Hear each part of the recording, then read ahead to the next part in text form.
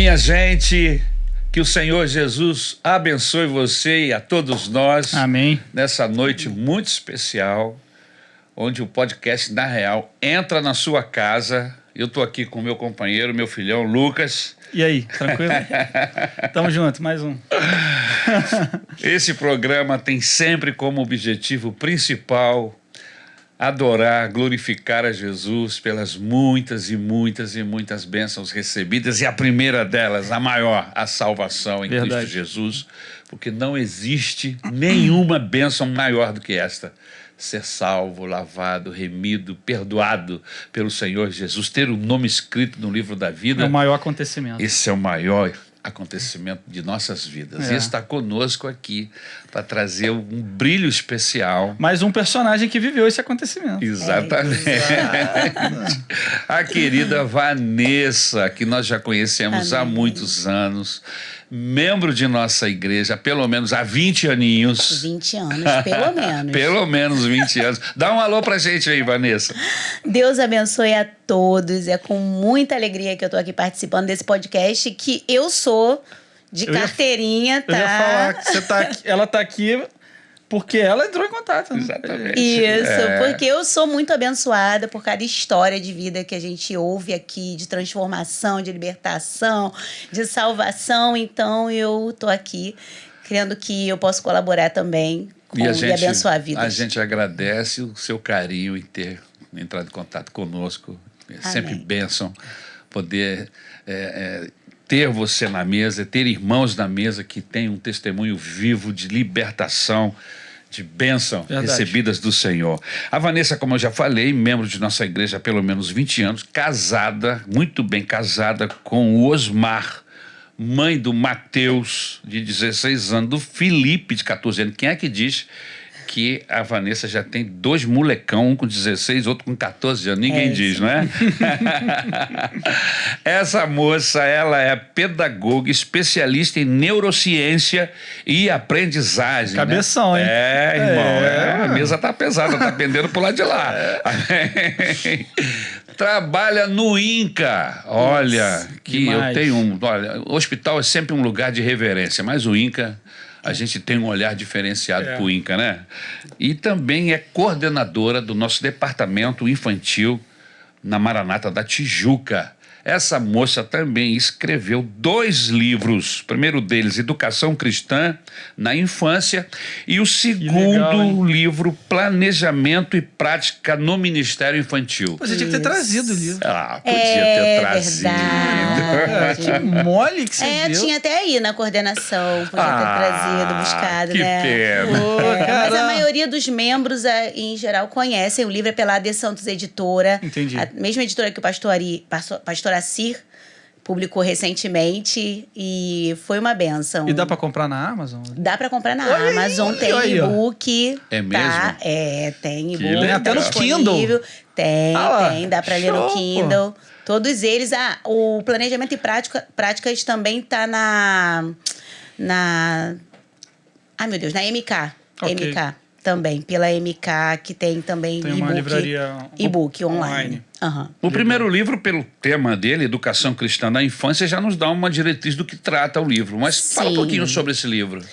O livro Educação Cristã na Infância foi uma bênção de Deus. Na verdade, o que acontece? Eu, primeiramente, quando fiz a minha formação em teologia, eu também sou teóloga, esqueci essa parte. Que legal. Eu sou teóloga e eu, na época, me especializei em educação cristã. Nesse momento eu já tinha casado e congreguei um tempo na Igreja Batista Memorial lá em Irajá, e estava como educadora cristã e estava sem um líder de ministério infantil, clamando ao Senhor Deus: Senhor, me manda um líder de ministério infantil. E na ocasião Deus não me respondeu esta oração, ele me respondeu diferente, né? E ele me mostrou, inclusive através de um livro que eu lia na época de Hernandes Dias Lopes, a liderança, Neemias, o líder que revolucionou uma nação.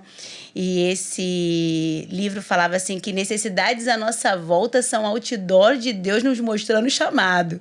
E Deus falou comigo: você está me pedindo um líder de ministério infantil e você está incomodado, então é você.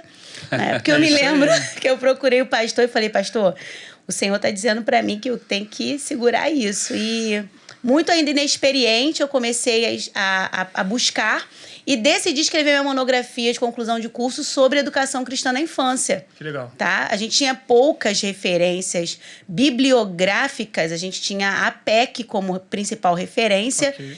E poucas outras referências bibliográficas na época. Foi quando eu decidi falar, Senhor, não é suficiente, eu preciso estudar pedagogia. Porque eu sabia a parte teológica, mas eu não sabia como a criança aprendia. Como ensinar a Bíblia para a criança. Qual é o método? Entendi. E aí, quando eu iniciei a faculdade de pedagogia, eu decidi fazer uma pesquisa de campo também, porque eu queria entender o que me angustiava. Me angustiava o fato de ver muitas crianças, muitas pessoas criadas no contexto da igreja, mas que chegavam na adolescência e se afastavam. Eu queria entender o que a gente estava fazendo de errado. Que tá Exatamente. perdendo. E eu comecei a entrevistar, Um buraco sabe? na rede que escapava um monte de peixe. É isso. Tem. Que buraco é esse, né? Que tá fazendo essas crianças Como fechá-lo? escaparem? Como fechá-lo? O que a gente tá fazendo? O que precisa melhorar no nosso contexto? Eu comecei a entrevistar algumas pessoas que foram criadas na igreja, algumas que tinham se afastado e voltado, outras que se afastaram e não voltaram, outras que nunca se afastaram, e tentar entender dentro do contexto eclesiástico, das atividades que eram desenvolvidas ali pelo Ministério com Crianças, qual era a representatividade dessas atividades para essas pessoas.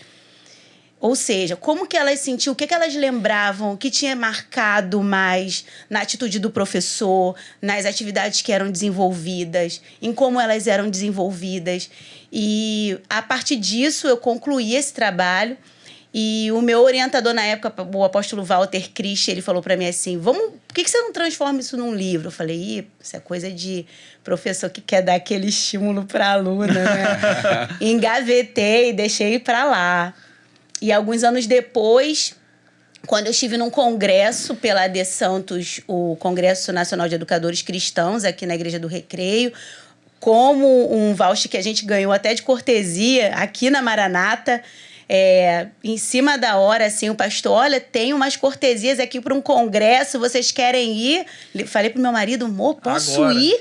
Aí ele, as crianças ainda eram pequenas, né, menores, ele, não vai, é de graça, vai, minha filha, vai em nome de Jesus. Na testa, né? Eu fui e naquele dia, na última palestra, meus irmãos, Deus usou a Esther Mares, que é uma autora da casa, para dizer assim, no final daquela palestra, o Senhor me mostra que aqui existem pessoas que Ele quer usar, mas que elas não acreditam no seu poder. Elas dizem que o que elas têm é pouco e é insuficiente. Mas o Senhor manda dizer que você não está subestimando a si, você está subestimando a capacidade dele. Ai, que socão. Irmão, eu fiquei tão impactada com aquele socão que eu não aguentei mais ouvir. Eu levantei e fui tomar um café lá embaixo na livraria. E uma pessoa sentou próximo de mim e começou a conversar comigo, perguntar como é que estava o congresso, se eu tinha gostado. E aí eu comecei a falar. Cara, tá uma bênção, só que agora eu desci para tomar um café. Pegar um ar, né? Porque eu fui impactada por uma palavra agora. É mesmo? Qual foi a palavra?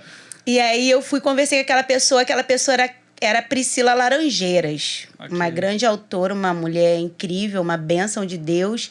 E eu falei para ela, e ela falou assim, olha, mas que trabalho é esse que você tem? Eu falei, cara, ele falou que tá engavetado, tá numa gaveta no criado mudo do lado da minha cama, desde que eu tinha escrito isso.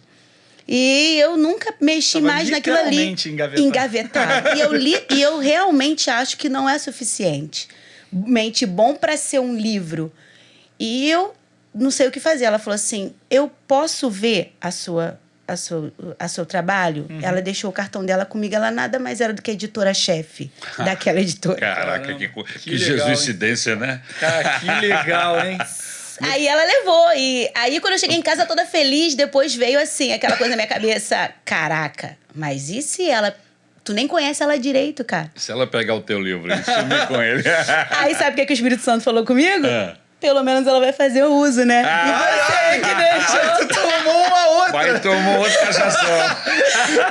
Pior foi você que deixou isso aí 3 anos engavetado e não abençoou a vida de ninguém. Agora, pelo menos, se ela Aí falou, pegar... agora eu tenho que entregar. Vamos lá ver o que vai ser. É isso. E 6 meses depois o livro saiu. O nome dela, mentira. Não, que nada. Ela foi... Chamei ela para fazer o prefácio do livro. Nada mais justo, né? Lógico. Pelo menos. Que legal. E foi uma benção. mas isso foi o lançamento do primeiro livro. Do primeiro livro, do primeiro E o segundo? livro. E o segundo livro foi... Porque depois que eu lancei Educação Cristã na Infância... Planejamento e prática do Ministério Infantil, que tem a ver, tá ligado? Tem. Tá coligado, né? Aí, a partir disso, eu comecei, assim, a ministrar em alguns congressos em outros estados, né? Deus me deu a capacidade... O livro esgotou em 3 meses. A gente já teve que fazer a segunda edição. E na segunda edição eu pude trabalhar mais. E aí eu trouxe uma coisa que foi até o pastor Cláudio Rufino, que ele trouxe para mim, e ele falou assim, mas nesse livro você fala da família? E aí eu falei assim, cara, não, eu só falo de igreja, né? Eu fiquei tão focada na igreja, na estrutura e tal, e de fato não tem como trabalhar Ministério Infantil isolado da questão familiar, da família. É família e igreja. E aí eu me debrucei sobre isso e a segunda edição já é família e igreja. Então a gente trabalha... A simples pergunta dele te fez reescrever boa parte do livro. Boa parte do livro. O segundo livro é praticamente um novo livro. E aí eu comecei a ir vários congressos, dar treinamento com base nessa experiência. Uma coisa muito interessante do segundo livro, do primeiro livro também, foi que Deus já estava me despertando sobre essa questão de crianças com necessidades específicas. Entendi. E Deus queria que eu colocasse um capítulo ali sobre crianças deficientes físicas no contexto da igreja, crianças autistas. O Senhor me incomodou. Eu falei, Senhor, eu não sou especialista. Eu não posso escrever sobre algo que eu não domino. Senhor, eu não estou mandando você escrever como especialista. Eu quero que você traga relato de casos. Eu quero que você sensibilize a igreja para entender que essas pessoas estão entre nós e que o evangelho é para elas também. Exato. Aí o Senhor me motivou a entrevistar essas pessoas. E aí foi um capítulo que eu escrevi em prantos, né? Porque assim, até você ouvir dessas mães, desses pais, a realidade deles, o que eles vivenciam pela nossa falta de entendimento, muitas vezes, como seres humanos falhos que somos, né, como uma instituição que está em desenvolvimento, a gente não tem noção do que eles vivenciam. E esse livro eu coloquei. Aí, o planejamento de prática foram várias apostilas. Eu fui fazendo várias apostilas para esses treinamentos que as igrejas me pediam. E aí, como pedagoga, como teóloga, eu fui desenvolvendo. Reunir esse material. E aí, a editora me propôs isso. Vamos fazer o seguinte, já que as pessoas pedem as suas apostilas, vamos fazer uma coletânea e trabalhar, colocar tudo isso num livro. Legal. E aí saiu. E na época, foi interessante que o editor-chefe falou assim para mim, quando ele leu, ele me ligou e falou assim, olha, Vanessa, esse teu livro aqui, ele é o desafiador, né? É quase que utópico isso que você coloca aqui como Ministério Infantil. Fez o quê? Um George Orwell lá no seu livro? Não é isso. Porque, na verdade, a gente coloca... Eu digo que, assim, é tudo inspirado por Deus, sabe? Não tem nada a ver com a gente. Só tem a ver com o que Deus precisa que você diga e o que Ele quer que seja. Então, assim... Um dos primeiros capítulos desse livro fala sobre good ideas e God ideas, né? Inspirada até numa palavra que a Ana Paula Valadão deu numa determinada ministração, que eu tomei para mim, né? As boas ideias e as ideias de Deus. Então, assim, Ministério Infantil muitas vezes é feito com base em muitas boas ideias. Mas e as ideias de Deus? Qual é a vontade de Deus para as crianças dessa geração?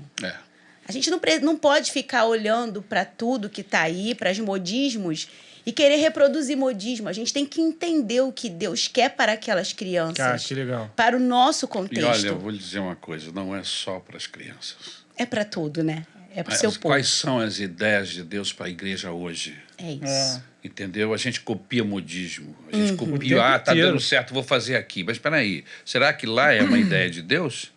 Aí você vai copiar. Ou, às vezes, é uma ideia de Deus para lá. Para lá. Mas exatamente. não se aplica aqui. Uma aplicação boa para isso aí. Teve aquele acontecimento na faculdade de Osborne. Como é que é o nome? E foi um avivamento lá, num culto que aconteceu na faculdade. Os caras ficaram 1 mês fazendo culto lá, sem parar, 24 horas por dia. Ok, lindo. Aí eu tava conversando, não lembro com quem essa semana que passou, que teve gente viajando o mundo para ir para lá, para poder ver aquilo. Na minha cabeça, se a pessoa é um jornalista e tava indo lá só para testemunhar, tipo, o que tá acontecendo, eu quero testemunhar isso. Beleza. Se você é um cristão e viajou metade do mundo para ir em Osborne para poder ver a presença de Deus, você tá louco. Você tá doente. E aí, porque aquilo ali... como é que alcança aquilo? Tranca a porta do teu quarto, ajoelha e fala. É isso.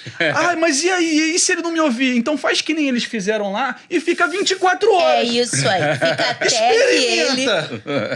mas aí, e se ele não falar 24 horas? Ele fica mais 24. Fica 48. Eles ficaram 1 mês lá. Ficai em Jerusalém até que... Sacou? Aí eu vi, teve uma peregrinação no mundo, nos Estados Unidos, todo mundo indo pra lá. Não, fora as coberturas ao vivo no Instagram de várias pessoas. Você Até pode escolher. aí, tudo bem. Aí essa igreja aqui...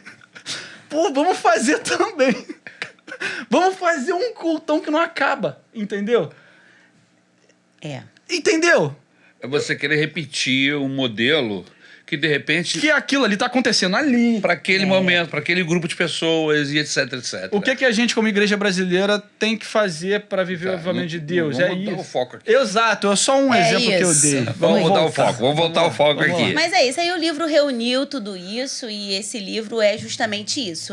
Ele tem um pouquinho de tudo sobre ministério infantil, desde alguns aspectos relacionados à gestão, liderança, que eu estudei também dentro da pedagogia, que eu tive a oportunidade de desenvolver nesse tempo em que fui líder de ministério infantil lá na Igreja Batista. E ele traz um pouquinho de tudo, algumas canções de composição minha, que eu compunha com as crianças na sala, assim. Eu quero uma musiquinha para as crianças ficarem quietinhas. Eu quero uma musiquinha para que eles tenham que prestar atenção na historinha. E Deus foi me dando essas coisas, né? A minha irmã, a Letícia, ela canta, o Lucas também. E ela é casada com um menino que é produtor musical, que é o Vitinho. Eles são lá da Vila São Luís. E aí eles gravaram para mim, a gente fez uns QR Codes. Então, conforme a gente ia fazendo o planejamento, a gente ia colocando QR Code para os professores poderem ter acesso àqueles conteúdos. Já dá acesso ao conteúdo. Tá no YouTube? No livro. Tá no YouTube. Tem animação, tudo? Tem animaçãozinha, fizemos. Quer dizer, você vai lendo o livro... E focaliza o QR Code e já vai. Que beleza, hein? Aí, assim, é bem instrumental. É para ajudar o tio e a tia que precisam entender como trabalhar a oração com as crianças. Foi também uma experiência de oração com as crianças. Que legal.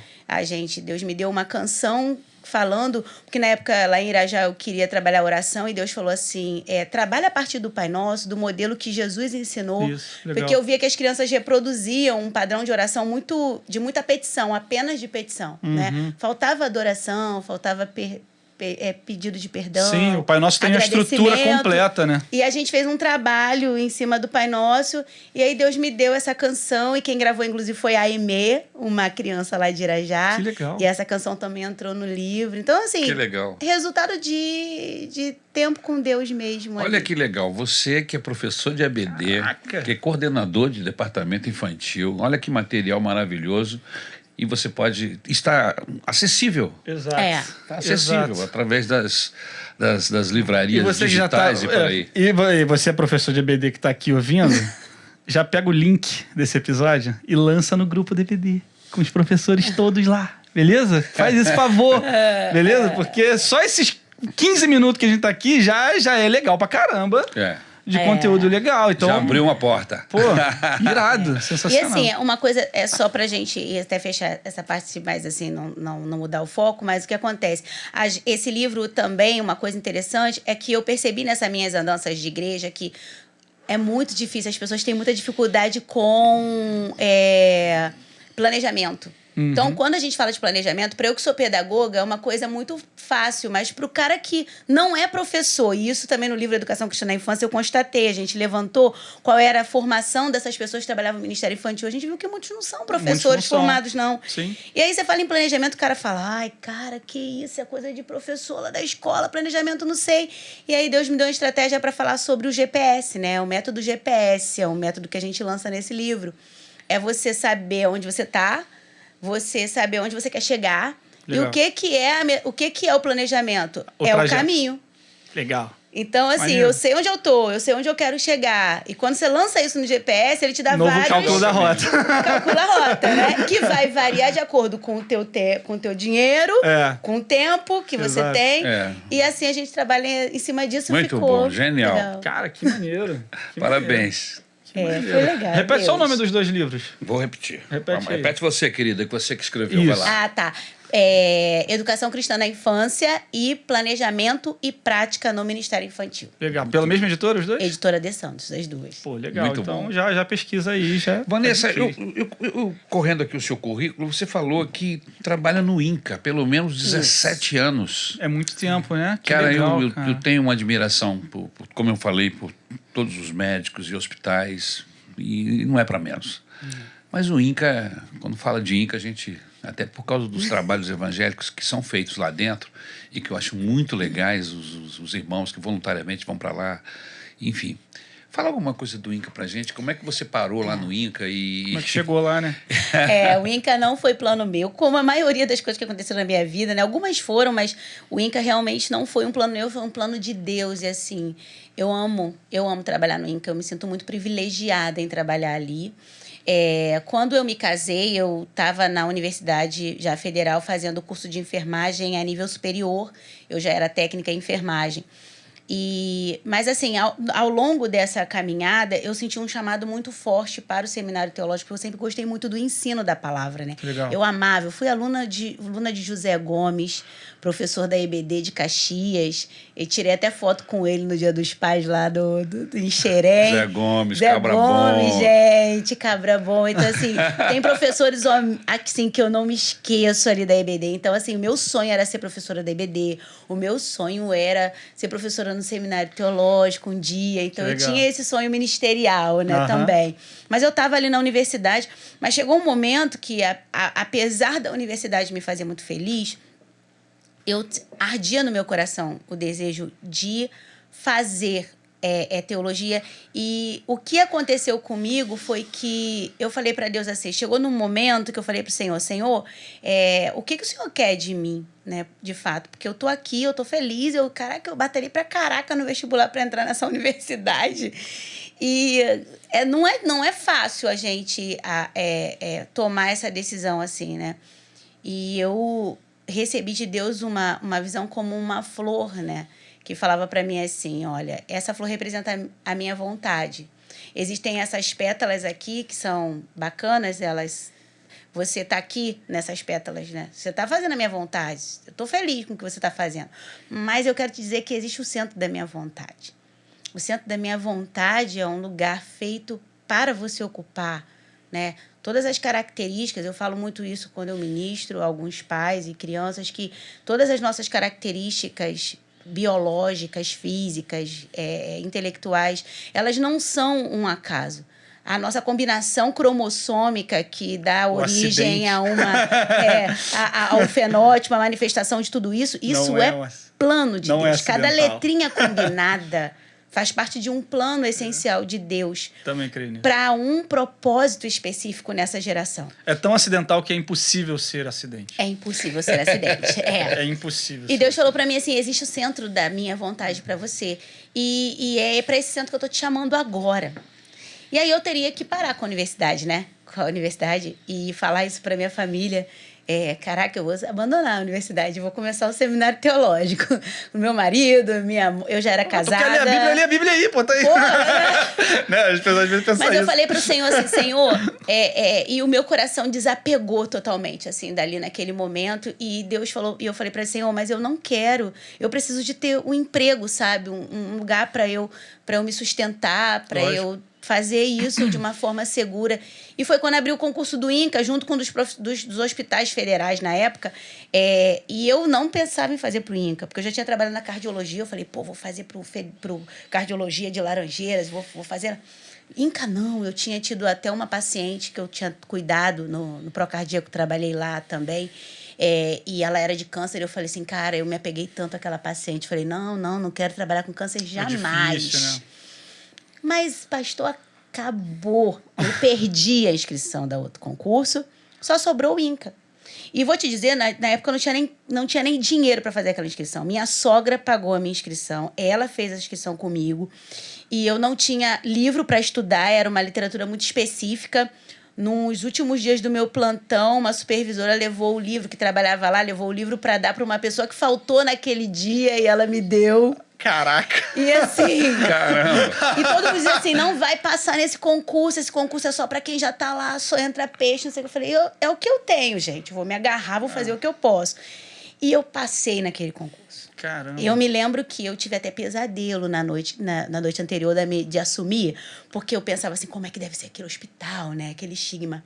Mas o INCA é um hospital especial, bonito, organizado, que vivencia, claro, todos os desafios de uma instituição pública. Lógico. Que depende de financiamento, de recursos humanos, vindo de todo um processo de governo do Estado. E que lida com os dramas mais... Mas ele é um lugar muito especial. Depois que eu trabalhei no INCA, eu tive dificuldade de trabalhar. Eu cheguei a prestar o concurso para o bombeiro, fui bombeira militar durante 4 anos, mas eu não consegui... Eu abandonei a carreira do bombeiro militar e preferi ficar no INCA, porque é muito especial trabalhar ali, né? Então, trabalhei em vários setores, trabalhei também um tempo na pediatria, que eu também não queria trabalhar, eu já trabalhava com criança e eu falava assim... Baseado no que eu leio na Bíblia, que Deus está aonde está o coração quebrantado, Deus está no INCA. Deus está no INCA. Deus está no INCA, sem dúvidas. Onde tem gente sofrendo. Porque é um lugar onde tem sofrimento, Deus está. É. Com a sua graça, com o seu favor. É. Não é verdade? É um hospital que a gente, como ser humano, aí pensando só na questão carnal do ser humano, a gente perde muito, não é? É. A gente está sendo derrotado todo dia ali no INCA, de certa forma, como homem. Como homem, sim. Como homem, sim, a gente vivencia muitos dramas, mas você vê muitas experiências de fé, sabe? É isso. Aí entra a parte de Deus. E aí você vê a vitória. É isso. E você tem a oportunidade de ser o toque de Deus, o cuidado de Deus, o olhar de Deus na vida daquela pessoa. Você atinge não só a pessoa que está ali, você atinge a família da pessoa inteira. É isso. Deus foi tão bom comigo que eu digo que Ele é bom o tempo todo e eu sou pura fruto de graça ali, né? Então, eu trabalhei em vários setores. Não queria pediatria, mas houve um tempo que a minha coluna reclamou muito, né? Eu tenho um problema, uma lesão de coluna cervical. Você já fez muita coisa. Você já... Pois é. Eu fiz coisa pra caraca. Pô, não ter uma dor na coluna, eu ia estar assustada.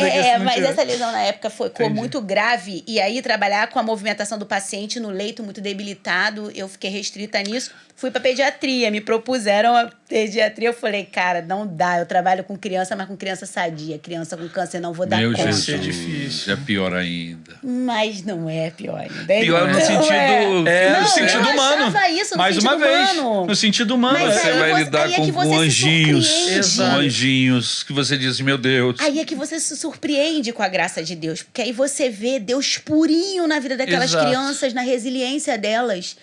Em como elas ressignificam aquele processo de doença. E sendo criança, que você pensa assim, mas como é que é a criança doente? Ela é criança. Ela joga bola, agarrada no soro, pra lá e pra cá.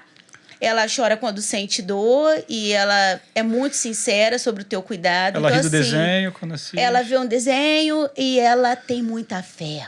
E muito sonho, né? Tem muita fé. Tem mais fé do que o tem adulto, muita né? fé, tem muita fé, tem muito sonho, mas ela tem muita fé. Então, você fala com ela e ela acredita e ela se agarra. E você tem a oportunidade de falar de Deus lá para elas? Temos, sempre, né? Embora a gente sempre respeite essa questão e a gente tem que saber separar isso, né? Esse processo, né? Mas a gente, claro, porque assim, não tem como você desvencilhar quem você é do profissional que você é. Exato. Então, as pessoas sabem que você é. E quando a gente precisa dessa palavra de consolo, essa palavra sempre vai carregada da minha fé. Sim. Inevitavelmente, ela vai carregada da minha fé, né? E não ali como uma fé disso. impositiva, mas como uma fé que abraça. Que abraça, que acolhe. Que acolhe. Exato, entendeu? exatamente. E é muito lindo. Eu tive Quais são os resultados, experiências que você teve lá? Conta pelo menos umas duas aí. Eu tenho uma paciente, Nicole. Vou até mandar o link depois para ela ouvir, a Nicole Victoria. Ela é linda. Ela chegou lá no INCA com um tumor do tamanho de um limão no cérebro. Meu Deus. Né? E ela já era de uma família cristã.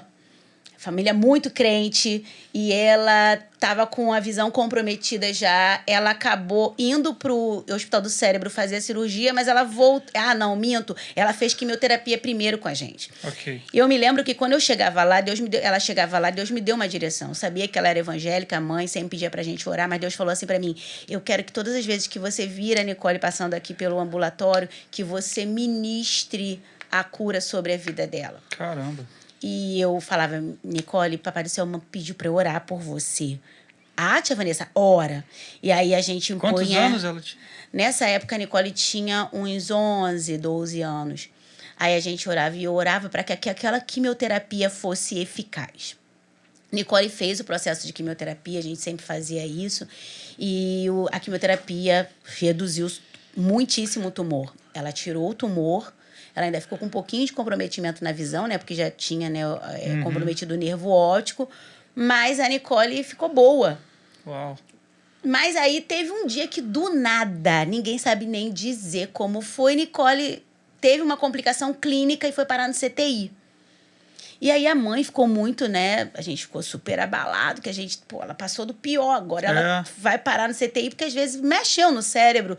Você descompensa algumas situações que estão ali, de cunho fisiológico, e no caso, até normalizar. No caso dela, por causa do passado de enfermidade, ela é levada para lá diretamente ou passa por outro hospital? Isso porque ela ainda estava, porque assim, a criança... Ainda faz parte do processo, né? Faz parte do processo. Ela ainda não fechou esse episódio totalmente. E ela fica em controle durante um tempo. Imagino. Então, as complicações, porque a gente sabe, e outra coisa, acompanhamento com outras especialidades para os efeitos que o tratamento e a doença puder deixar, as sequelas. Sim. Sequelas do medicamento. Da medicação, do própria cirurgia, entendeu? Então tem que ficar indo lá. Tem que ficar indo lá. E assim, a frequência ela vai espaçando com o tempo, mas no início vai indo com muita frequência. E aí ela complicou, internou, ficou no CTI. Eu me lembro que eu fazia oração pelo WhatsApp e pedia para a mãe dela colocar no ouvidinho dela. Eu falava para ela, né? Coloca aí para ela saber que a tia Vanessa tá orando por ela. Aí a Nicole acordou no CTI. E aí eu fui no dia, desci logo para ver, ela tinha acordado no CTI. E eu me emociono muito com isso quando eu me lembro, porque quando ela acordou, ela tinha acabado de ser estubada. E ela me chamou no CTI e falou, tia Vanessa, eu me lembro você, eu estava orando por mim. Aí eu falei assim, Nicole, a tia estava orando por você sim. Aí ela falou assim, tá bom, agora eu quero orar por você. Ela acabou de ser estubada, no meio daquele CTI, na frente daquela equipe. Ela estendeu as mãos sobre mim e ela orou pela minha vida. Então, é mesmo? Que lindo. Uau. Depois ela fez 15 anos, a gente foi nos 15 anos dela e até hoje a gente tem amizade, ela né? Tem quantos anos hoje? Olha, a Nicole já deve estar com 17. Toda vez que ela vai no INCA, agora muito mais espaçado, a gente teve um caso também da Radassa que o desfecho dela foi o óbito. Mas mesmo assim, a gente viu o operar do poder de Deus na vida daquela família, né? Radassa foi uma outra menina, uma família também cristã, muito cristã, os pais, assim. O que aconteceu com a Radassa? Ela tinha um tumor que chegou pra gente já com uma metástase bem avançada, né? Uma doença muito avançada. Um tumor na área abdominal, com muitas metástases já. Meu Deus. Então, ela foi assim, ela passou pela quimioterapia, ela passou até pela cirurgia, mas foi um processo de doença bem longo. A gente orou muito pela cura, aqueles pais. Ela foi, inclusive, eles foram nos visitar na igreja. Uma vez eu fui pregar na igreja de Jardim Primavera e eles foram lá. Ela ainda estava em tratamento. Mas aprove Deus levar a Radassa, sabe? Mas nesse processo todo a gente pôde ver, sabe? Aquela mãe, aquele pai, como homem e mulher de muita fé, né? A ponto de teve dias que o carro deles pegou fogo no dia que eles iam vir trazer a menina para fazer quimioterapia. Caramba. Muitas batalhas, mas quando eu falei com a mãe dela depois que ela faleceu e que eu fui visitá-los, ela falou para mim que ela começou a trabalhar com o Ministério Infantil, que ela abriu a casa dela para receber muitas crianças, que Deus falou para ela que Deus tinha guardado a filha dela, mas que Deus queria que ela se tornasse a mãe de muitas outras crianças, a mãe espiritual de muitas outras crianças. Glória a Deus. Então, assim, são experiências que a gente vai ver. Tem algumas, a maioria combina para o bem. Todas elas vão enriquecendo. Mas todas elas Vão enriquecem. E enriquecendo. em tudo a gente vê a glória de Deus. Amém. A ação desse Que Deus que é fantástico. Pai de toda a consolação. Que isso. fantástico. Mas você, minha querida irmã, A gente já tem meia hora de podcast. é. E a gente ainda nem entrou, cara. A gente ainda nem... Cara, isso foi só introdução, cara. Isso ainda tá na introdução dali. de introdução. Querida, Vamos lá. nós falamos dos livros, falamos Da dessa sua atuação. sua atuação aí junto ao INCA, que só isso aí já daria um podcast. É só inteiro disso. Das experiências que você tem lá. Mas você, Vanessa, você teve um início, um começo, nem sempre foi assim. Não. Você teve um momento que foi levada, conduzida, e eu creio que é Deus que conduz tudo. A Bíblia nos dá essa informação, que nada que vem de Deus acontece por nosso interesse. É Ele que provoca a sede, que provoca em nós. Então, qualquer pessoa que vai a Deus, entendeu? Que tem um encontro com Deus, foi conduzido pelo Espírito Santo até o Senhor. Sim. É assim que a Bíblia nos diz. Como foi que foi o... Conta um pouco da sua infância. Você não nasceu num lar evangélico? Não nasci de longe, né? Meu lar era De onde você é? evangélico. Conta aí. Eu sou de Duque de Caxias. Então, não era num lar evangélico. Na verdade, a minha mãe acabou engravidando antes, né, de se casar, Sim. né? Teve essa questão. E ela engravidou, éramos gêmeas. E... nascemos, a minha irmã teve infecção hospitalar e acabou não vingando, Que pena. né? Mas fiquei eu e eu fui criada assim, né? Minha mãe depois acabou se separando do meu pai quando eu tinha uns 7 anos, mas a minha mãe sempre foi uma mulher muito guerreira, muito trabalhadora, sempre foi a minha referência. Mas ela estava afastada dos caminhos do Senhor, entendeu? Embora ela, naquela época, fosse a minha referência em termos de pessoa, de trabalho, de dignidade, ela não foi a pessoa que me ensinou sobre Deus, né? Mas eu tinha uma tia, a minha tia Sandra, que de todas as irmãs que tinham sido criadas na igreja, ela foi a única que não se afastou. E ela casou com um menino que se tornou pastor, com um rapaz. E eles, sempre que tinham coisas na igreja, eles convidavam a gente. E ela orava muito por mim. E desde que eu era pequenininha, ela cantava musiquinha, ela contava historinha bíblica. Ela sempre orou muito, né? O marido dela fala isso, pela família. E na época eu cresci normalmente. Nunca fui uma menina ruim, mas assim, eu fui levada, como qualquer menina do mundo, a me apaixonar pelas coisas do mundo. Né? Então, eu gostava muito de dança, eu sempre gostei muito das artes. E, na época, eu me envolvi muito com essa questão de academia de dança. Entendi. E, nessa época, eu acabei me tornando uma adolescente que, como todas as adolescentes daquela época, estavam naquela onda da sensualização precoce. Sim.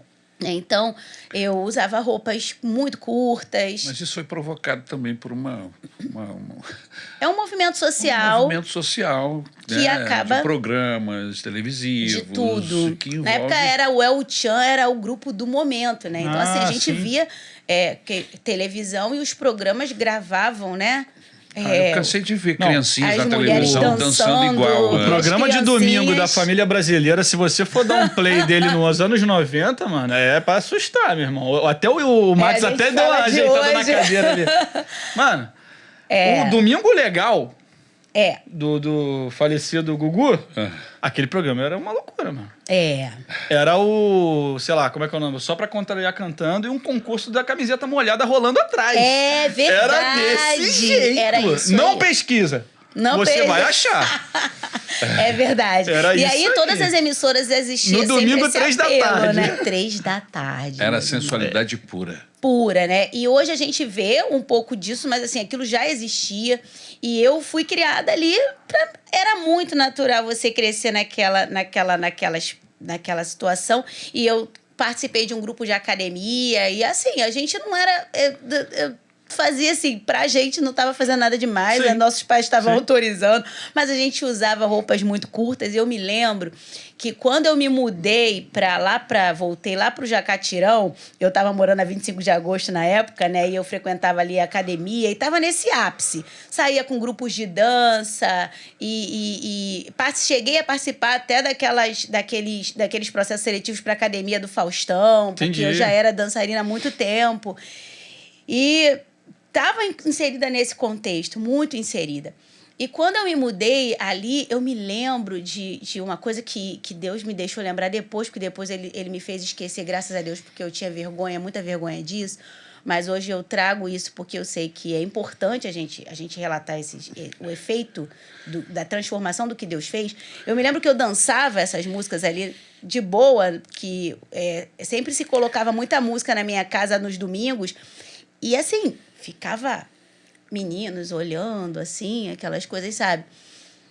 E um daqueles meninos que era filho, morava em frente à minha casa, que era filho de um dos diáconos da igreja da minha tia, ele me convidou para ir na igreja.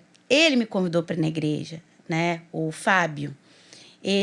Eu nem sei se o Fábio está na igreja hoje. Eu espero que ele esteja, hein? Espero que esteja, hein, Fábio? Não sei se você está, eu espero que você esteja. E ele me convidou para ir na igreja. E, além da minha tia, me convidava também. E eu me lembro que muito inserida naquele contexto, com amizades naquele contexto. Eu já tinha um namoradinho, eu tinha 14 anos, já tinha um namoradinho que era um namoradinho de família, mas era um namoradinho que gostava daquela Vanessa, né? Sim. Daquela Vanessa ali. E eu fui para a igreja. Uma terça-feira, meu irmão. Uma terça-feira que era aquele culto que não era aquele culto de grandes coisas. Não era na Igreja Maranata, ainda foi na igreja que da minha tia, que é a metodista pentecostal, lá no Jacatirão, lá em cima do morro.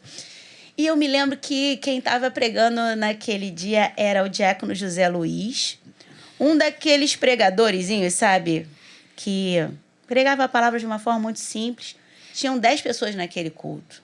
Nem eu sei como é que foi que eu levantei a mão para Jesus naquele dia, por que eu fui.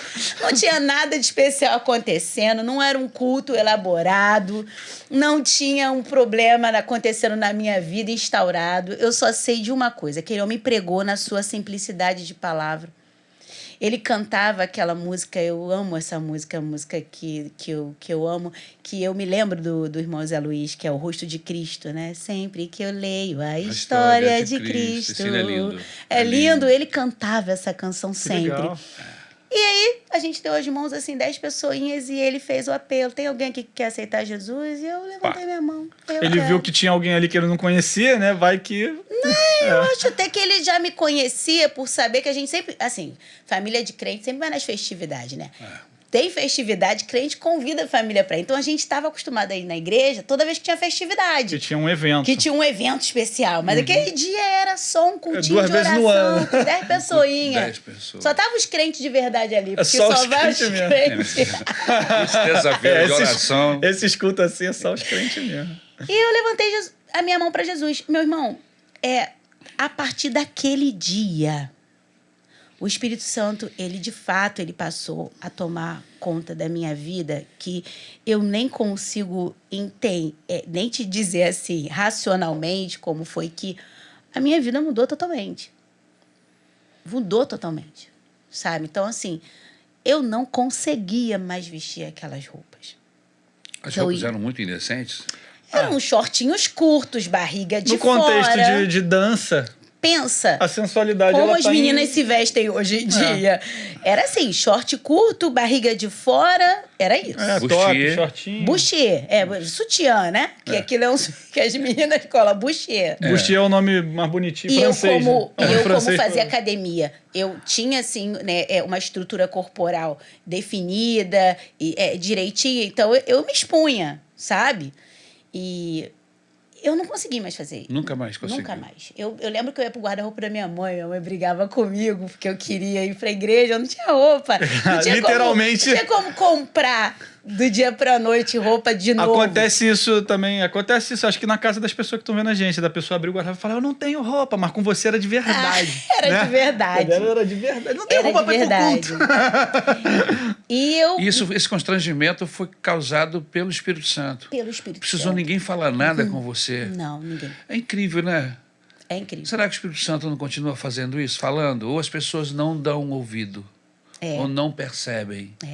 Porque a verdade é que, infelizmente, eu falo isso, como a gente vê, às vezes, pessoas com roupas indecentes, sensuais, na igreja. E, às vezes, no grupo de louvor da igreja. Caraca. No grupo de louvor. E você olha assim e fala assim, meu Deus, esse menino tem um espelho em casa, será que ninguém avisou? Os ministros do louvor, a galera, os músicos, ficam quase se benzem em cima do púlpito. Não, eu estou fazendo isso porque Não. você se converteu isso, e o pastor. Espírito Santo falou. Agora, ele não fala com o resto, só falou com você? Pois é o mesmo espírito, né? Não Então, isso marcou muito a minha vida. Marcou porque ainda foi uma questão assim de que, a partir daquele momento, eu queria muito Jesus. Só fazer um parênteses. Claro. É porque você falou assim que isso tudo aconteceu porque você se converteu, né? Isso! Cara, eu acho que eu preciso falar. Se a pessoa tá em cima do púlpito, ela não tá tendo a noção de que Não se converteu. Não se incomodou. Não, você entendeu. Cara, parabéns. Não, foi uma conclusão. Você se converteu, Entendi. é por isso, tá explicado. Foi por isso. Caraca, cara. Tá explicado. Você se converteu genuinamente. E aí o Espírito Santo... Você começou a mudar suas práticas. É lógico. Era engraçado, porque aí a minha tia, eu era uma menina, uma adolescente, então assim, as roupas da minha mãe ficavam muito largas em mim. E aí essa minha tia, ela sempre foi magrinha, né? Sempre foi elegante. Até hoje a Sandra é assim. Aí eu ia lá pra casa dela. E aí ela começou a me dar e deixar comigo algumas roupas dela pra eu poder ir pra cabia em igreja. você, legal. Que cabia em mim. Só que assim, cabia lá no pé, né? Sim, né? E assim... Era o estilão cara, dela. Eu saí de uma vestimenta de El-Chan, literalmente, para a vestimenta Da de uma assembleiana. senhora assembleiana. Foi pro outro extremo. Presta atenção, as minhas colegas... Elas ficaram assustadas. Isso virou um comentário. Pô, mas é assim. lógico. Eu virei a notícia, né? No caso assim, caraca, nome uma Vanessa, passei. Ela tava no ponto, caraca, ela tava com roupa de velha e tal. Total. Mas eu não me incomodava Não é isso. com isso. É que você não tinha alternativa em casa para você pegar as roupas da sua mãe, era isso? Eu me Você sentia... tava tranquila. Pra mim tava tudo bem, eu tava me sentindo super bonita. E eu tava me sentindo muito bem, e eu usava. Depois, com o tempo, sabe, eu fui tendo oportunidade de fazer nossas roupas. Aquela moça do El-Chan que dançava, ela não se converteu a Jesus? Se converteu. Qual a Carla? Acho que é Carla. É a Carla Pérez, Ela se converteu a Cristo. isso, então. E assim, eu não me incomodava, mas eu perdi o namorado, né? Claro, porque ele não queria mais aquela Vanessa. Aquela Vanessa transformada. Ela não, Ele perdi queria o a Vanessa do namorado. Tchan. Mas tá Era tudo a Vanessa bem, do círculo de oração. manteve-se a amizade, né? Mas eu perdi alguns amigos na época, Imagina. porque também não cabiam mais aquelas Lógico. amizades. Não eram amizades de pessoas ruins, que bebiam. Isso eu nunca gostei, mesmo antes do... Droga. Nunca tive isso. Então, Mas não condizia. mudou o valor. Mudou. Mudou os valores. Mudou. E aí Deus me deu novos amigos. Você tava gostando de outras coisas que não combinavam com aquilo, e a galera que gostava daquilo também olhava e falava, a gente não bate, né? E assim, nessa época, eu me lembro, eu acho tão bacana, eu sinto falta disso hoje, eu falo isso pros meus filhos, né? Deus me deu muitas experiências, porque assim, eu comecei a andar com uma galera que, tipo assim, a gente tinha tem uma reunião de oração na casa da irmã fulana terça-feira. Bora? Tem uma consagração, assim, essa. Então, eu me lembro que em um ano, eu fui batizada no Espírito Santo antes de ser batizada nas águas. Eu nem sabia o que era batismo com o Espírito Caramba, Santo. que legal. Eu não sabia o Ninguém que era tinha nem te batismo com o Espírito contado, né? Santo. Eu não entendia aquilo. Teve uma vigília na minha igreja. Você estava buscando o batismo com o Não Espírito estava Santo? buscando, sabia. não. Eu estava buscando Deus. Aonde Eu tava falava orando. que tinha alguma coisa de oração. Você tava lá. Eu estava lá. Antigamente PG tinha nome de reunião de oração. Era isso. As irmãs, a gente acabava da consagração, elas iam pra minha casa, orava. Aqui nem aquele louvor, né? Eu quero Deus, eu quero Deus, eu quero Deus. Era isso aí, pastor. Caraca, esse é da antiga. A gente ia pro evangelismo. Eu me lembro que Deus dava uma ousadia pra gente falar no evangelismo. E eu tinha um grupo de jovem muito bacana com a gente, entendeu? Deixa eu abrir parênteses e voltar um pouquinho. Tá. Você viveu experiências desagradáveis ligadas a essa forma de vestimenta sua? Sim, por conta disso, né? É isso que eu tô falando pro senhor. Assim, eu ouvi dizer que algumas amigas falavam, né? Me falavam. Hoje, graças a Deus, né? Depois esse grupo se reencontrou e tá todo mundo, graças a Deus, num outro momento da vida. Mas eu me lembro que, assim, eu fui alvo de chacota. Eu fui alvo de chacota por isso. Elas riam de mim. A Vanessa tá doida, cara. A Vanessa tá louca. Ela virou aqueles crentes fanáticos, né? Mas, sinceramente, eu não me lembro em nenhum momento disso ter me incomodado, sabe? Eu segui, cara. Eu foquei em Deus e Deus era suficiente para mim. Eu era a única pessoa evangélica dentro da minha casa. E eu acho que eu tenho certeza que foi por isso que Deus me batizou com o Espírito Santo. Eu precisava ser revestida de poder de Deus para dar conta. Por quê? O que acontecia? Você tinha aversão, tinha resistências dentro da sua casa? Tinha, porque, por exemplo, às vezes eu queria ir muito para a igreja. E a minha mãe, naquela época, ela não estava nesse entendimento. Então, às vezes, ela me criticava porque eu queria estar sempre nas programações, porque eu queria... Porque cada dessas questões de roupas... Você sentia esse tipo de trava antes? Não. Antes do quê? Quando você ia dançar. Não. Tinha até orgulho, né? Tinha orgulho. Mas a minha mãe estava noutra fase da vida e ela não me impedia. Graças a Deus, assim, teve uma coisa de positiva. Minha tia congregava naquela igreja, o meu tio era pastor da igreja. Então, a minha mãe ficava muito tranquila lá perto da nossa casa. Porque tinha uma questão familiar, né, e tal. Conhecia os membros da igreja. Mas, assim, existia uma resistência. Sim. Né? Depois, Deus salvou minha mãe também. Que legal. Logo depois, né? Deus... eu recebi uma palavra de um menino, de uma criança que virou para mim e falou assim, olha, crê no Senhor Jesus e será salvo tu e a tua casa. Caramba. É Bíblia. E isso se Mas concretizou. Mas antes disso, teve umas resistências, sim, né? E foi isso. Mas... eu me lembro que eu não tinha isso não era um incômodo para mim. E quando eu fui batizada no Espírito Santo, foi justamente nessa vibe de que Deus me cercou de amigos que também eram sedentos de Deus, que gostavam de ir nas consagrações. Vigília, a gente ia vigília. Tem vigília na igreja do fulano. Bora na igreja, tem vigília. Tem um grupo de jovens, tinha muito essa coisa, né, da juventude de uma igreja convidar a juventude de outra igreja. Então, todo fim de semana, aí era dinheiro de passagem, né? Então, às vezes a mãe... mas não dá. Pô, mas era muito maneiro mesmo. Era muito maneiro. Agora, vem cá, você teve um lance de revelação sobre os planos do diabo? Isso, para você teve esse entendimento do que o inimigo estava te conduzindo, para onde estava te levando? Sim. Foi muito interessante, porque assim, eu me converti. E aí, logo, depois de um certo tempo, eu comecei a frequentar muitas reuniões de oração e eu me lembro que eu tinha, pastor, uma coisa que é uma lenda urbana, né? Lembra do boneco fofão? Sim, pô. Da adaga, pô. Lembra da adaga? Lógico. Pois é, então eu tive... Tá? É real. É real. Eu tive essa experiência. O que aconteceu? Começou a acontecer comigo.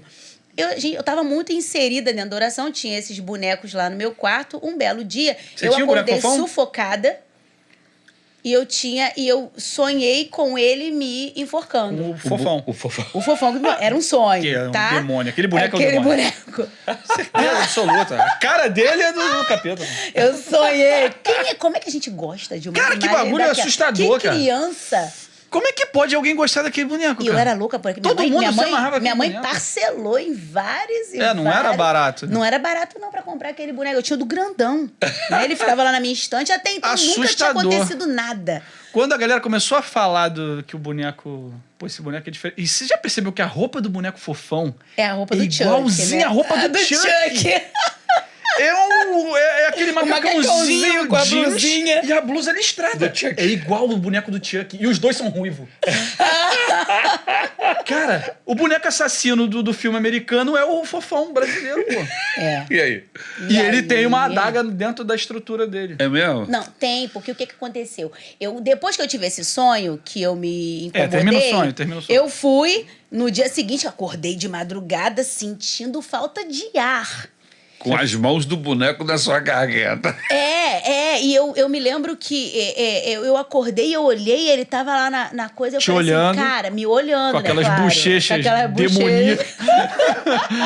E aí, no outro dia, já fui logo pra reunião de oração, pra consagração, e orei, e a irmã falou pra mim assim, olha, a verdade é que é o seguinte, antes, ele tava ali, e você tava no mesmo reino, entendeu? Agora, o Espírito Santo de Deus tá ali no teu quarto. E aí, qualquer coisa que esteja ali, símbolo de alguma coisa que não seja compatível com Deus, que seja, claro, consagrado para outras entidades demoníacas, sei lá, que seja, isso aí vai ter pode ser que haja um embate. E Satanás não estava, de fato, feliz com a minha conversão. Né? E mudei, foi aquela mudança de vida e Deus e Cristo entrando dentro da minha casa de novo, daquela família que estava totalmente assim, alheia a Deus. Aí você matou o boneco Fofão. Cara, eu peguei ele, botei álcool lá no quintal. Não, primeiro eu abri pra ver se tinha parada dentro do pescoço. E tinha. Tinha. Era uma adaga de plástico. Era uma adaga de plástico. É que sim, parece muito a adaga. O que é? Eu já vi. É uma estrutura. Tem uma explicação. Tem, né? Mas é bizarro. É bizarro. Não precisava ser daquele jeito não pontiagudo. Não precisava, pô. Não precisava. Só pra segurar a cabeça do boneco. É uma estrutura que segura aqui os ombros. Tipo uma clavícula. Tipo uma clavícula com ombro. E um pouquinho assim pra cima com uma bolinha no topo pra segurar a cabeça por dentro da espuma, pro boneco não ficar todo mole. Isso. E aí, só que a parte de baixo, que entra pra dentro da espuma, é um formato de adaga de faca. De faca. Todo de plástico, tudo de plástico. Mas quando tu pega aquilo, arranca do boneco e puxa, vira uma adaga. Vira uma adaga. A adaga. Pontiaguda. Eu ouvi dizer que eu não lembro qual foi a empresa que produziu esse boneco, que depois de um tempo eles mudaram o equipamento que tinha o meu dentro. deve ter sido um dos primeiros. Mas essa é da primeira leva. A primeira leva. A primeira leva, que deve ter durado, sei lá, pelo menos uns 10 anos até que se criar a lenda urbana, né? Pois é. É lenda urbana. É uma lenda urbana, eu botei fogo no bicho, ele queimou todo lá no meu quintal, ficou só a marca dele no chão. Usou a adaga e esfaqueou ele. Queimei tudo junto. É isso aí. Mas assim, foi uma experiência, mas depois disso, teve uma ocasião que bem de manhã cedo, eu tive uma visão. Eu acordei, mas eu permaneci ali deitada de olhos fechados. E eu tive uma visão e Satanás veio até a minha casa como um homem muito bonito, muito bem vestido na época. E ele se apresentou a mim e disse assim, olha, você é minha. Você não pode simplesmente ir embora. Simplesmente ir embora. Tava contando contigo. Ele deu essa risada também. Não deu, não. Tô brincando, né? Mas eu tô contando contigo, né? Isso, Eu lembro que ali ele me levou pros cômodos da minha casa, mas esses cômodos eram lugares diferentes. E o primeiro lugar que ele me levou era um escritório. E ele, sentado ali, ele me falou, e tinha demônios perto dele. Caramba. E ele me falava, você não pode, existe um trato.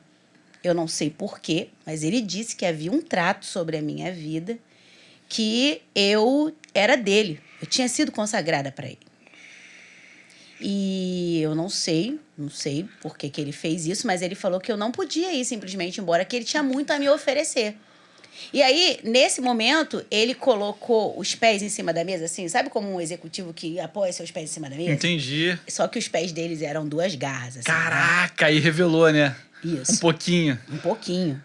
Aí ele foi e me levou para um outro lugar que era onde ficava o banheiro da minha casa e era uma vitrine muito grande. Caraca, isso é uma coisa sonho longo, não é? Sinceramente, eu não me lembro de ter dormido. Cara, eu me lembro de ter fechado grande. os olhos e aí ele me levou para o outro compartimento que era o banheiro e tinham vitrines. E ele me mostrou uma coisa muito interessante que isso eu guardo para mim até hoje. Ele me mostrou perfumes e fragrâncias. Ele falava assim, você está vendo todos esses perfumes, essas fragrâncias com nome de sedução, de e eu me lembro que eu gostava de um perfume específico, eu não vou falar, né, para não comprometer Lógico. a marca, mas assim, que tinha um nome Aham. sugestivo, e ele fala, essas fragrâncias, eu inspiro pessoas para criar essas fragrâncias justamente para as mulheres incitarem os homens. E para os homens incitarem as mulheres. A gente sabe que tem sim. essa coisa na perfumaria, Sim, né? sim. Mas isso é proposital para causar essa atração entre eles. E isso é provocante. Então, eu quero te dar de tudo isso. Você poderia se valer de tudo isso. E eu só ficava assim, não, mas eu sou do Senhor, agora nada disso me atrai. Eu só lembro de ficar falando isso, não. Deixa eu só te cortar um pouquinho, no parênteses. Porque assim, eu também já tive sonhos que o diabo apareceu pra mim de alguma forma e tal. Mas geralmente o que acontecia comigo? Geralmente não era um sonho tão longo. E quando eu via que era o diabo, a coisa se transformava em algo muito terrível. Eu me sentia sufocado, como você. E ficava paralisado, começava a repreender o sangue de Jesus. Esse sonho não, né? Não. Você não teve esse pavor e tal. Você tava, tipo, assistindo uma cena, né? Estava assistindo uma cena. E aí, depois que eu não quero nada disso. Eu tô feliz, eu tô com Jesus, eu não quero.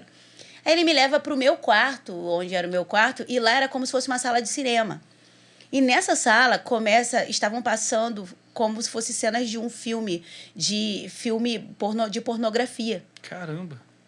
E ele falava assim, mas olha tudo isso que você pode desfrutar na vida. E nessa hora, eu fiquei tão chocada com a cena que eu botei a minha mão no ouvido e comecei a gritar, não, eu não quero. Nessa hora, ele se desfigura. Ele cai toda aquela capa daquele homem e ele se revela como ele realmente é. Eu sempre digo, quando eu lembro disso, é indescritível. É indescritível. O monstro, né? O monstro, aquela figura que eu vi naquele dia. Eu não conseguiria descrever. Eu me lembro Tamanha a feiura bizarríssima, não sei nem como descrever. Eu me lembro, você contando isso, eu lembro da cena, que a gente até comentou aqui no podcast, do Advogado do Diabo, né? A cena final do filme, quando... Como é que é o nome dele? Al Pacino, que interpreta o diabo, ele começa a se revelar pro personagem lá do Keanu Reeves e tal, e meio que acontece isso também, né? Meio que eu não a me cena lembro. é muito semelhante. Aí, o que acontece? Depois, ele... E tem desculpa de novo, tem a questão da sensualidade, porque atrás do Al Pacino... Isso eu me lembro do filme agora, você falando. Atrás do Você sabe que eu Al Pacino... nunca tinha visto elas feito essa relação? Cara, atrás do Al Pacino... Esse filme é fantástico, tem tá? Tem uns modelos que ficam... Tem uma escultura. Uma escultura de várias pessoas, vários corpos nus. Né? Como se fosse uma escultura, sei lá, renascentista. Vamos supor assim. Só que muitos corpos. E enquanto o diabo vai se revelando nessa cena final do filme, aqueles corpos de escultura tomam vida e eles estão fazendo sexo ali atrás do diabo. Né? Essa é a cena do final do filme. É muito parecido, estratégia cara. satânica. Satanás, ele não é criativo, né? Ele é desse jeito. E fica muito claro pra mim quando ele traz isso. Depois aquilo acaba. Quando eu grito que eu não... Ele volta como homem, sai da porta da minha casa e diz, ok, você não vai, mas eu vou levar comigo uma outra pessoa da sua família. E vai embora. Faz uma ameaça antes de ir embora. Faz uma ameaça. Mas aquilo foi muito importante para mim, porque vivenciar, Deus permitir. Que cena grande que você viu. Porque a partir daquilo, Deus me mostrou como que Satanás trabalha estrategicamente no meio da sociedade. Sim.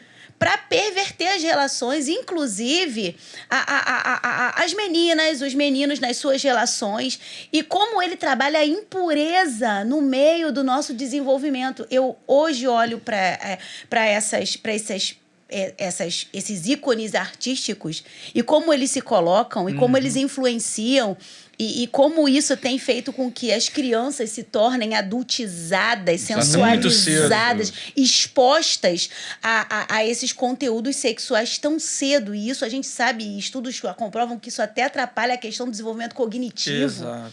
Entendeu? Que não é para isso, a infância não é para isso. Esses dias teve isso aqui no Rio de Janeiro. A dança do cavalo lá, que todo mundo ficou sabendo. Né? Na escola, não sei se você viu isso. Não vi. Teve um grupo artístico, foi numa escola pública, fez uma apresentação artística de uma dança. Cara, é um funk de senta, sobe, desce. E assim, desse jeito, um funkão. Criança de 4, 5, 6 anos até 12, entendeu? A partir da primeira turminha até um pouquinho mais acima. E uma menina com a cabeça de cavalo. Meu Deus. Uma cena assim meio escatológica, sei lá. Né? Uma cena meio mítica. O cavalo no cio. A música era isso, cavalo no cio. Cara, quem tá vendo já viu, com certeza. Porque o próprio Eduardo Paes se escandalizou com a cena. E foi até assustador pra mim. Eu me escandalizei com o Eduardo Paes. Ele ficou... É pra arrepiar, né? Arrepiou até quem já tá acostumado a ver, quem tá lá no carnaval e tal. Mas aí ele se assustou porque era criança, né, pô? Mas isso é um crime, cara, é criminoso, gente. É criminoso isso.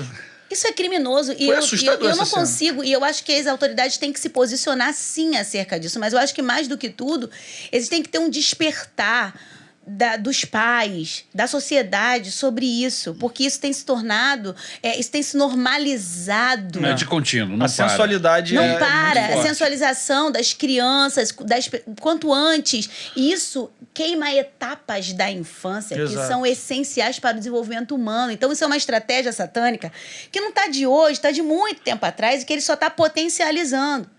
E, assim, quando eu acho importante trazer isso, porque, assim, quando Cristo entra, isso tem que mudar.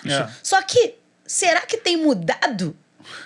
Como é que Cristo entra? É aquela que você fala, assim, né? Como é que Cristo entra na vida da gente, de uma família cristã e de uma sociedade? Gente, tem que influenciar, a gente precisa. É uma vergonha a gente ver certas coisas acontecendo no Brasil e quando a gente olha lá na quantidade...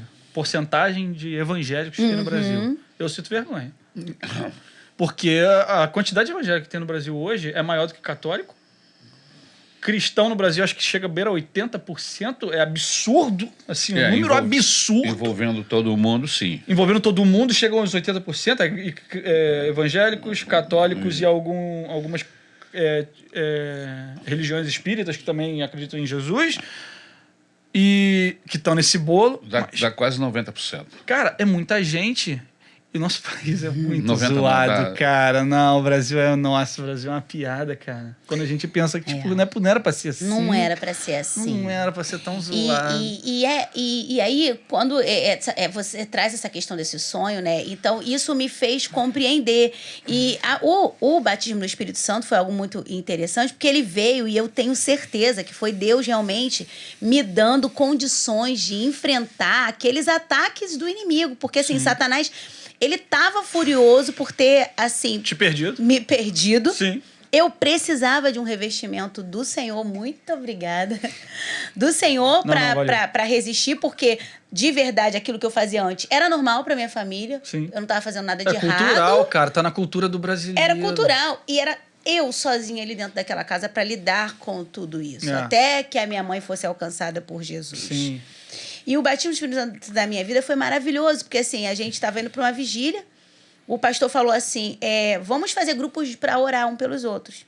E aí, um casal que hoje eles são casados, né, a Nívia e o esposo dela, eles, nessa época, vieram orar comigo e eu me lembro que aquele dia tinha sido um dia tão triste para mim, eu tinha perdido minha cachorrinha, tive que enterrar, foi uma coisa tão... ruim.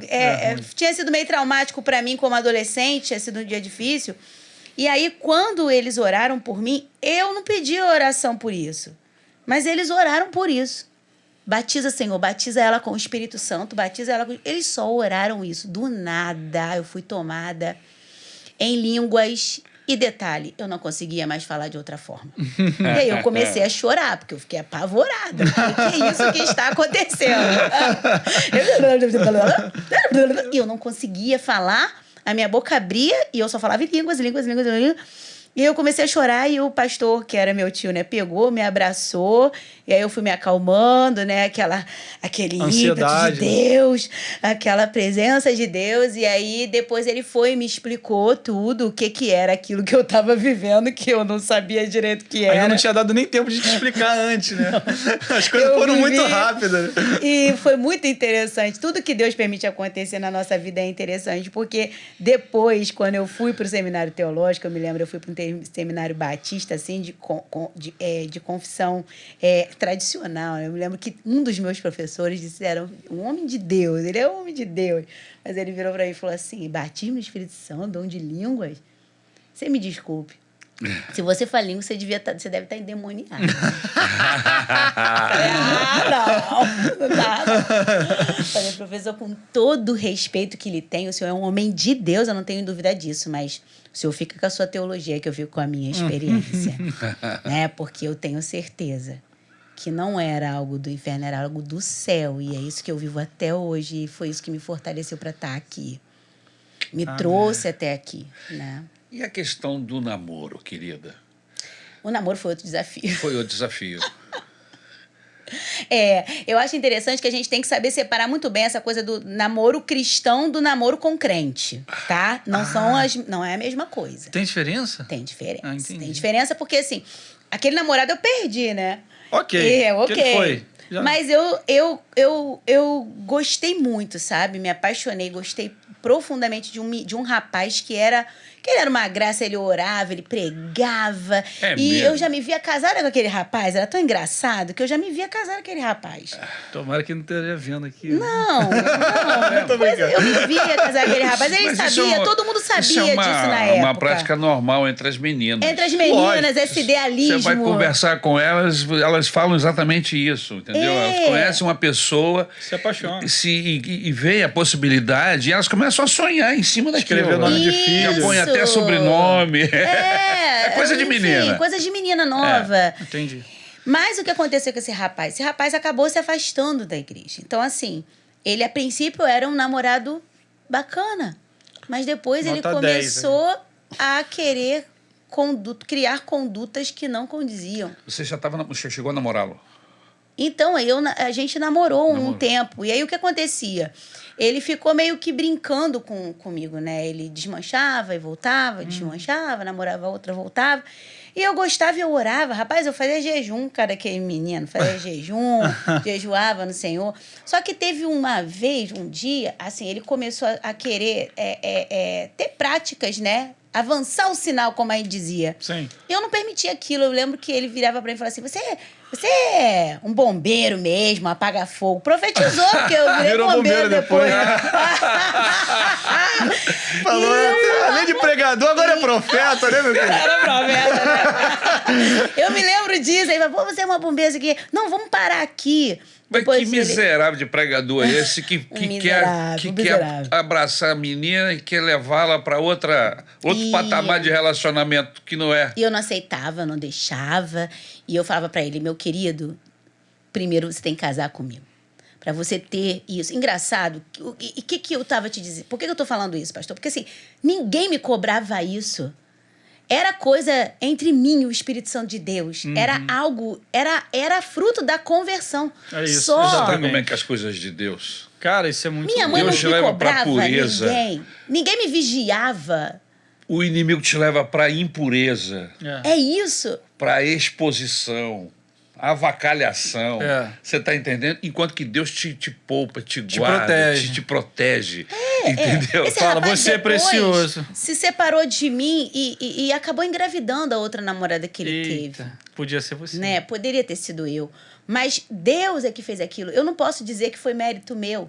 Era mérito do Espírito Santo que agia em mim, que me guardava, que me separava. Manda um recado aí pra essa meninada aí que tá namorando hoje. E é isso. Então, assim, hoje eu fico vendo, sabe, a meninada de hoje, tanto a respeito da vestimenta, tá? E aí eu vou falar essa câmera aqui, ó.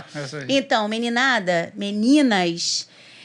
se você está em Deus, se o seu corpo é templo do Espírito Santo, não cabe determinadas vestimentas. Cropped no culto. Cropped, nem no culto, nem fora dele. Fora porque, assim, o que você não vê... Eu não sabia nem o que é cropped. Cropped é o top. É o novo top. É o novo top. O senhor não falou top? Sim. Top É o cropped, a blusa que começa aqui, abaixo da linha do sutiã. Sei. Expõe a barriga toda da menina. Aí elas, às vezes, colocam uma saia alta, mas se Pra dar uma fizer disfarçadinha. um glória a Deus, mostra a barriga. Então, assim, meninas, em nome de Jesus, se o seu corpo é templo do Espírito Santo e se você ama Jesus... Se você é convertido. Se você é convertida, se você tem uma experiência com o Senhor Jesus... Não cabe. Não cabe, não dá pra você andar desse jeito. Não dá pra você andar desse jeito. O Espírito Santo precisa te incomodar. Se ele não está te incomodando, tem alguma coisa errada. Corre para os pés de Jesus. A roupa fala, sim, quem é você. Fala. A roupa fala. Eu tenho uma grande amiga, a Dani, eu estava até falando com ela um pouquinho antes da gente chegar aqui, que ela foi até da Maranata de Irajá, ela é personal stylist, né? E ela fala que os primeiros 3 segundos que alguém te reconhece é o reconhecimento visual. E ela passa uma mensagem a respeito de você. De você, quem você é. De quem a roupa você é. passa uma mensagem. E como você quer ser reconhecida, meninas, em nome de Jesus. Não deixe o diabo enganar vocês. Não se deixem levar pelos modismos desse século. Você está aqui, mas você não pertence a esse lugar. Você é morango dos Alpes. Não é laranja tangerina de beira de estrada. É isso. E às vezes as meninas querem ser tratadas como princesas, mas elas se apresentam como plebeias. Exato. Plebeias não no sentido, né, da questão social, não tem nada a ver com isso, mas da pobreza de espírito. Exatamente. É a pobreza de espírito, a pobreza da presença do Espírito de Deus. Então, Em nome de Jesus, eu posso dizer isso porque eu vivi isso na pele. Sabe? Quando a gente está em Cristo, a gente é nova criatura. E a gente só se preocupa em agradar Jesus. E as coisas velhas se passaram e tudo é novidade de vida. Eu me lembro que quando eu desmanchei com esse menino, as pessoas vinham na minha casa pra saber como é que eu tava. Pra saber se eu tava bem. Aham. Sabe? Término de namoro geralmente é ruim. Porque né? assim, a gente foi e voltou várias vezes e eu gostava muito desse menino. Rapaz, eu tava bem demais. Eu tava muito bem, porque eu orei ao Senhor e eu falei, Senhor, eu não quero mais isso. Até encaixou a coisa. Né? Encaixou. Falou, é isso, não vai ser, não vai entendeu? rolar. E ele verbalizou pra uma amiga, né? Falando que assim, não vou namorar mais a Vanessa, porque eu vou namorar a fulana, porque a fulana deixa eu fazer e acontecer. E a Vanessa não deixa, né? E eu falei, cara, não quero mais isso. Tira do meu coração. E Deus tirou. Tinha umas meninas na igreja, quando eu era jovem, que nós, jovens homens, elas tinham um apelido. O apelido era o nome de uma loja. A propaganda da loja era C&A, use e abuse. É verdade, eu me lembro, use e abuse da C&A. O Sebastião que fazia. Antigo, né? Falecido Sebastião. As meninas tinham esse apelido. Use e abuse C&A. Use e abuse C&A. Meu Deus. A maneira como elas se vestiam e a forma como elas atuavam. Era assim que elas eram identificadas entre vocês, os entre meninos. nós. Então, os meninos que levavam Deus a sério, meu filho passava a marcha que ia para longe, né? Eu ficava longe. Ou seja, nunca não olhava aquelas meninas porque, a não ser com um olhar de misericórdia, de orar por elas, de aconselhá-las. Mas, infelizmente, o namoro nos nossos dias, isso não é de agora, isso já é de muito tempo, não é? As pessoas não têm limite. Eles vivem uma vida de casamento no namoro. Quando o namoro acaba... Parece que acabou um casamento, é um divórcio. Mas é um divórcio, porque o envolvimento chegou num nível... Tá muito forte, o vínculo tá muito forte. Por isso que tem adolescente se matando. Não, porque, gente, a palavra de Deus diz que 2 se tornam 1. E assim, é o envolvimento de carne. E aí, isso fragiliza, inclusive, o seu emocional. Exatamente. E aí você vê as meninas chegando no desespero desse namoro, porque elas se entregam e elas ela entrega tudo que ela tem. Ela entrega tudo que ela tem. E depois, quando esse rapaz o mais valioso ela entregou. Foi tudo. Tudo que ela tinha, ou que ela acreditava ter. Foi até que o Senhor trabalhe a recuperar essa autoestima, esse emocional. Exatamente. Sabe? É uma violência, é um abuso, mas que ela se deixou. Agora, quando você abriu mão desse namoro, desse namoro, não passou pela sua cabeça, que geralmente passa na cabeça de todas as meninas, vou ficar pra titia, você tá perdendo a chance. Não é melhor você ceder e se casar do que você resistir? É porque você não sabe o que Deus está preparando para você. Não é verdade? Na verdade, assim... Aí você é fiel aqui e você não sabe. Aí vem aquele negócio assim, poxa, eu vou ficar pra titia, eu não vou casar, essa aí é a última oportunidade. oportunidade, ou a grande oportunidade. Elas pensam isso. Sim, hoje eu vou achar são outro dúvidas. como Não vou achar esse. outro como esse. Coerentes com a imaturidade da época. E aí não sabe que se ele for fiel aqui, Deus aqui na frente está aguardando o melhor para você. Você só tem que passar por aquela barreira de tentações ali, entendeu? Porque Deus tem algo bom. Verdade. E eu acho que foi isso que aconteceu com você. Foi. Faz Assim, toda a diferença. eu confesso que, assim, eu não tive, assim, eu tive, tiveram meninos que se candidataram, sabe, assim, né? Mas eu vou dizer para vocês que, assim, às vezes eu até gostava daqueles meninos, mas eu não me apegava. Até que eu conheci o Osmar, né, gente? O Osmar, ele foi diferente, porque, assim, primeiro eu achei ele mitidão, porque eu conheci o Osmar em Jardim Metrópole, né? Ele era de Irajá, o primo dele namorava a minha prima. Jardim Metrópole, cidade do Jardim. Você sabe Jardim que Caxias tem jardim para todo lado, né? É incrível. Jardim Primavera, Por incrível que Jardim pareça. Gramacho, Jardim Metrópole. É o município dos jardins. É isso aí. São Paulo só tem um, que é Jardins, né? Ali, Jardim Paulista. E é chique o lugar. Mas Caxias dá de pau. Caxias dá de pau. Caxias dá de E os pau. jardins de Caxias são peculiares, né? Mas aí eu conheci o Osmar e, assim, foi tão interessante que a gente... Ele era de Jardim Metrópole, você era da onde? Eu era de Caxias. Pô, o que é? Eu era moro ali... em Jardim Metrópole, vou Na ficar época eu dando tava mole. morando em Jacatirão. Era outro jardim Vou peculiar. ficar dando mole pra essa menina do Jacatirão, pô. Pois é, muito engraçado. Mas ele tinha vindo, ele não era bobo. O primo dele tinha falado de mim pra ele. Viu que eu era uma menina que era uma menina, de repente, um bom partido. E ele veio no intuito, quietinho, não falou nada, mas ele veio no intuito de conferir se aquilo que o primo dele tinha falado. É alguma coisa assim, né? O primo dele arranjou meio que esse namoro. Mas achei interessante porque, assim, é o que eu tô te falando. Eu namorei com um menino cristão, mas eu não... Se eu fosse namorar nos formatos dele, eu não viveria um namoro cristão. Exato. Então, estar com alguém da igreja não significa que você vai viver um namoro cristão. O namoro cristão, ele depende da sua atitude, da sua escolha, da sua determinação. Da sua e dessa pessoa. Então, assim... Depende dos dois. Depende dos dois. Não é só de Mas, acima de tudo, a sua vida depende de você. Né? Exato. E aí, o que aconteceu? Eu conheci o Osmar, a gente se conheceu... Mas a gente não namorou logo, não, sabe? Porque ele fazia uns cursos, ele é da Marinha, então ele precisava viajar. E ele também, assim, me conheceu, mas ele ainda estava saindo de um relacionamento, sabe? Alguma coisa assim. Eu sei que a gente veio a namorar mesmo, a gente começou a namorar nos meus 18 anos. Quando eu fiz 18 anos. Aí ele ia lá em casa. Foi engraçado que a gente se conheceu. Caraca, tudo isso que ela falou até agora aconteceu antes dos 18 anos. Isso! Caraca, é muita coisa. Foi muita coisa antes dos 18. E aí ele me conheceu, mas foi muito engraçado que ele me conheceu. Aconteceu uma situação constrangedora, a gente estava conversando depois a gente ele convidou para comer uma pizza, minha mãe não deixou, né? Óbvio, pô, vai comer uma pizza com uma pessoa que eu nem conheço, não vai. Graças a Deus, né? Mamãe não deixava essas coisas. Eles trouxeram a pizza pra cá, a gente conversou. Só que na semana seguinte, a gente só conversou. Ele tava lá na minha igreja, do nada apareceu lá, já tava tocando violão lá na frente. O cara já tava até integrado no grupo de louvor. Esse menino tá vendo aqui, quem contou pra esse ele tá onde era a minha determinado, igreja? hein, mano? Aí ele foi... Mas não foi na Maranata, não, cara. Não, lá na igrejinha. Porque pra ir pro grupo de louvor não é rápido assim, não. Mas ele mas pra ele conseguir isso, ele fez gabinete com o pastor da igreja, ele falou marcou com o tudo isso durante a semana. Tudo, ele resolveu tudo em uma semana, cara. Na verdade, ele chegou, a igreja é pequena, né? E os meninos estavam no ensaio. Então ele chegou, eu toco violão aqui, é uma ajuda. Junta aí, é isso. Mas eu cheguei depois, já vi. Mas foi legal, assim, a gente... Aí, nesse dia, ele me levou em casa e a gente começou a conversar.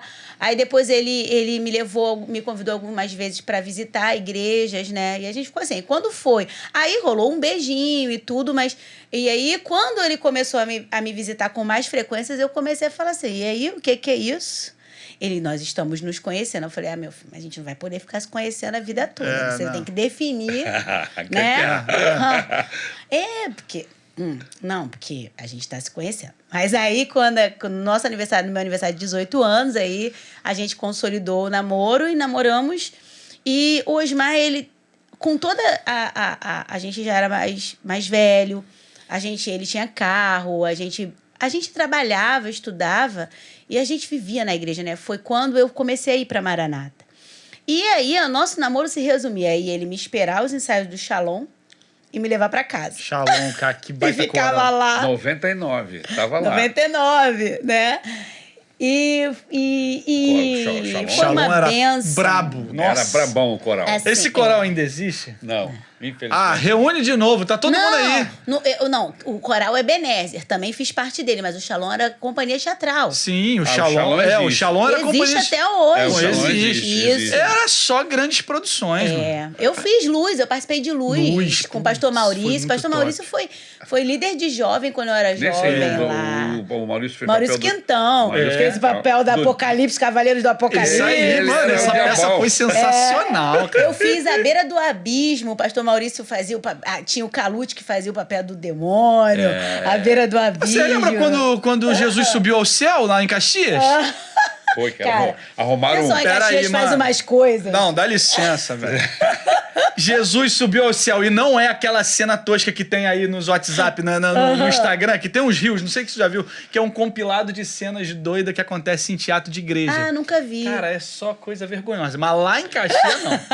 Cara, lá em Caxias, não foi Jesus, foi o anjo, né? Não, Não, foi foi Jesus. Jesus. Foi Jesus Jesus. subiu, a fumaça entrou e quando saiu a fumaça não tinha mais ninguém. Cadê Jesus? Cara, Caxias tinha umas aí coisas Caxias assim. era diferente. Não dava pra ver o motor do elevador que levantou Não, o... foi aquela, como é que é o nome? Foi um braço mecânico que levantou... Era uma daquelas carregadeiras de mercado, rapaz. O cara pega aquilo e levanta lá em cima. É guincho? Aquele Como é guincho que é o não nome daquilo? Uma empilhadeira. Empilhadeira, exatamente. Ah, empilhadeira. Era uma Eles empilhadeira. disfarçaram a empilhadeira no cenário. Foi. Não foi isso? Foi. Os Cara, caras que não são. legal. Mas e aí, como é que faz? Porque beleza, levantar o cara, beleza. Mas aí jogaram a fumaça e o cara some. Some. Gente, Luz Isso foi foi impactante, sensacional. porque assim, eram muitas pessoas que se convertiam, né? Era muita, isso era muito lindo. Assim. É isso É. mesmo. Uma das coisas que me fizeram querer estar na Maranata é porque, assim, eu tava nessa igrejinha e, assim, lá na igrejinha era uma igreja, uma bênção, mas era uma igreja menorzinha. Quando eu fui acidentalmente parar lá na Maranata, eis que quem estava pregando, pastor Ari. É mesmo? Caramba. E foi tão engraçado, porque, assim, eu ia lá visitar a minha amiga no Ministério Pão da Vida. Ah. O corte 8 centenário não passava por nada. Aí os meus amigos falaram assim, a gente não vai conseguir pegar o culto. Acho melhor a gente ir na Maranata. E eu falava, conheci a Maranata só de ouvir falar. Vamos lá na Maranata, tem um culto lá hoje de oração. Terça-feira, culto de oração. De terça-feira era o Hoje bicho tá pegado. lotado. Cheio até a boca. Lá na galeria, Culto lá na cheio até a boca. galeria. Tava Nossa, mano. quase 2.000 pessoas naquela igreja. Rapaz, era muito cheio, né? E É. a gente chegou, foi lá pra cima pra galera, era só onde tinha espaço. E o pastor, eu me lembro que o senhor tava engraçado, Deus tinha me dado um projeto pra minha igrejinha, que era da ovelha perdida. Naquele dia, pastor Ari lançou esse projeto lá. Falei, não é possível. Aquilo que Deus estava colocando no meu coração está sendo nessa igreja. Projeto Eu ainda ia resgate. levar de resgate, de resgate. visitar as pessoas Isso. É, eu que lembro disso. estavam afastadas, né? Deixaram de ir. E eu nunca tinha visto, pastor. Deus é muito bom, né? Tantas pessoas se convertendo. É. Assim, eu falei, não, Era eu muita quero ser gente dessa mesmo. igreja. Igreja Fazia aqui é apelo. legal, Eu né? quero ser dessa igreja. Olha quanta gente se convertendo a Jesus, Uma que multidão. maravilha. Eu fiquei tão encantada. Aí eu fui, procurei meu tio, conversei com ele ele me abençoou. E aí eu fui pra Maranata e, assim, coisas que me marcaram na minha igreja, né? Hoje, assim, essas almas chegando. Outra coisa, a EBD. Gente, eu nunca tinha passado na igreja, que a EBD não tinha lugar pra ficar. É, IBD é... Tinha uma fila. Uma fila. Enchia tudo e ficava uma fila de espera. Esperando Gente, alguém coisa mais desistir, o linda que não essa. acontecia.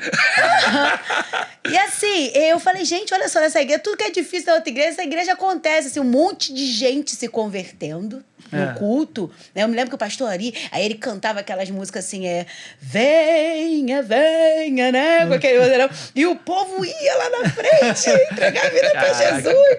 E na EBD não tinha onde sentar, a gente tinha que ficar catando a cadeira do outro lado. Essa é uma coisa que me cara, marcou Caxias é muito. Depois a gente Diferente, conseguiu uma né? escola lá do lado. Foi pra a poder escola. dar conta da encomenda, porque era muita Caxias é gente e não tinha bizarro. lugar. Não, E a Caxias é minha bizarro. experiência com o Shalom, que o Shalom, ele era um ministério de teatro.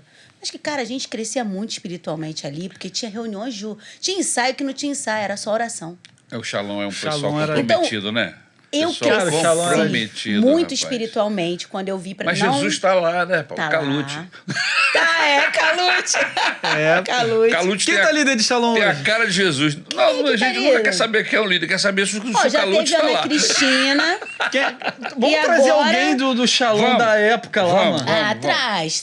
Porque é muito... Pô, é só trazer uns bênção. 4 aqui pra eles contarem as histórias de Shalom aqui. Ia ser Muitas bacana. histórias. Eu cresci muito nessa Aquele época grupo é espiritualmente. fantástico, E quando eu pessoas de Deus. casei, sabe? Aí, e engraçado que teve uma época que eu desmanchei com meu marido. Meu atual marido, quando a gente namorou 5 anos. A gente teve um desmanchinha, né? E nessa época, tinha um rapaz que gostava de mim, onde eu estudava, e ele se revelou para mim que gostava de mim. Era um bom rapaz. Eu acho importante a gente citar isso, assim, nessa minha de história, porque ele era um bom rapaz, mas ele não era um rapaz cristão. Então, assim, eu decidi não abrir o meu coração para esse relacionamento, sabe? Por quê? Porque, às vezes, isso é outra coisa, né? É muito pessoal, é muito de você com o Senhor, sabe? Mas hoje, eu não gosto de condenar, né, as pessoas que se apaixonam por alguém que talvez não esteja no contexto da igreja, né? Mas eu não Mas é quis uma questão abrir de o meu decisão. coração. Sim. Quando eu comecei a namorar, entendeu? Eu também coloquei isso no meu coração. Eu não vou namorar uma moça que não seja comprometida com Jesus. Cara, eu resolvi mais da metade dos meus problemas. Quando eu Esse... Quando Você eu eliminou coloquei, várias possibilidades. De dar errado. de dar vai. errado. Você está entendendo por quê? É. Não estou dizendo que namorar e casar com a pessoa da igreja é 100% de... Exato. Não estou Não dizendo é. isso. Não. Mas que mais de 60% quando eu tomei essa decisão foi embora, foi. E depois a gente ora, o Senhor dirige e a gente vai Isso. conhecendo pessoas. Tem pessoas de Deus lá, Até entendeu? porque gente comprometida... Por isso que existe o namoro. O namoro é importante por causa disso, isso. para você conhecer. Namoro significa explorar, no bom sentido da palavra. E Então Você, quando namorou aquele rapaz, você achou que estava namorando alguém comprometido com Jesus, mas não estava, não é? Não Você- tava. Porque assim, era um rapaz da igreja. Exatamente. Então não é tipo, não, só vou namorar um rapaz da igreja. Não. Não é isso. Não. E a princípio até estava, mas a gente namorou um tempinho e ele teve uma evolução, foi muito com assim, ele acabou indo para a faculdade e eu acredito que esse momento aí ele meio que começou a se desvirtuar, sabe? Fraquejou. Fraquejou e ele se afastou mesmo. Depois que a gente terminou, ele se afastou da igreja. Mesmo, né? Ficou fora um bom tempo e depois voltou. Mas, enfim, por que eu tô dizendo dessa questão? Porque, assim, eu me lembro que eu me perguntava assim, esse menino me questionava, mas por que não? O que eu tenho? Eu fico pensando, eu ficava pensando, meu filho vai nascer, ele vai ser apresentado ou ele vai ser batizado? Você tá entendendo? Eu não quero me casar para alguém me deixar na porta da igreja e ir embora. Eu quero alguém que entre lá comigo. É. Eu sei que Deus tem um chamado para minha vida, então eu quero alguém que entenda isso. E hoje o meu marido, ele é essa pessoa. Ele é essa pessoa que está comigo. Eu tive viagens missionárias, sabe? Que legal. Eu passei 23 dias na Jordânia. Uau! Eu só posso fazer isso porque eu tenho um homem de Deus do meu lado que me Sim. autoriza, me tá com abençoa você nesse processo. Então, é outro, né? Se eu posso dar um conselho às meninas, é que pensem sobre isso. Pensem sobre o seu futuro, não pensem só no agora, nessa paixão que envolve o agora, porque a paixão passa. E você tem se você sabe que tem um projeto de Deus na sua vida, você precisa pedir para que o Senhor te encaminhe, te traga alguém que vá ser apoio para esses projetos de Deus. Então, tudo isso que aconteceu na minha vida, eu ter escrito um livro, eu estar na liderança de uma igreja hoje, Você eu teve um ter apoio. ido ao Brasil, viajar do Brasil palestrando, dando treinamento. Como seria isso se este homem não fosse... Caminhasse com Jesus. Viver no centro da vontade de Deus é uma escolha. É uma escolha. E quando você pretende chegar aí, você precisa saber quem vai estar do seu lado. É isso. Você entendeu? Se você não fizer as escolhas certas aqui, se o seu alvo é o centro da vontade de Deus, você está andando para lá. Você tem que ter pessoas que estejam do seu lado, que estejam com o mesmo alvo. Aí a Eu coisa acho vai que andar. é- Agora, se você encontrar alguém aqui que não tem o mesmo alvo, como é que vai ser essa vida? Você quer ir para lá, mas o cara não quer ir para lá, ou a menina não quer ir para lá. Então você vai ter uma guerra. Então é muito importante você encontrar uma pessoa que queira entrar, cujo alvo seja o centro da vontade de Deus, ser usado E talvez por Deus. encontrar essa pessoa já lá. Ou Né? É isso. É você está no centro da vontade de Deus. É isso. E aí você percebe que tem alguém muito legal do seu lado que também já está lá no centro da vontade de No Deus. centro da vontade de Ou Deus. que tá andando E nessa eu me lembro direção. que o Osmar, ele dizia pra mim, sabe o quê? Ele dizia assim pra mim, até se você quisesse, até se você me dissesse hoje que você quer ter relações comigo no namoro, ele falava isso com toda a minha namorada, eu não ia querer. É difícil você encontrar um rapaz, porque o Osmar, ele é 7 anos mais velho do que eu. A gente começou a namorar, eu tinha 18, ele já tinha 25. 5. altamente comprometido com Deus. Então, assim, hoje mas ele é pouco conhecido porque ele é muito calado, né? Eu sou a que fala muito, eu que estou na frente das coisas que prego, né?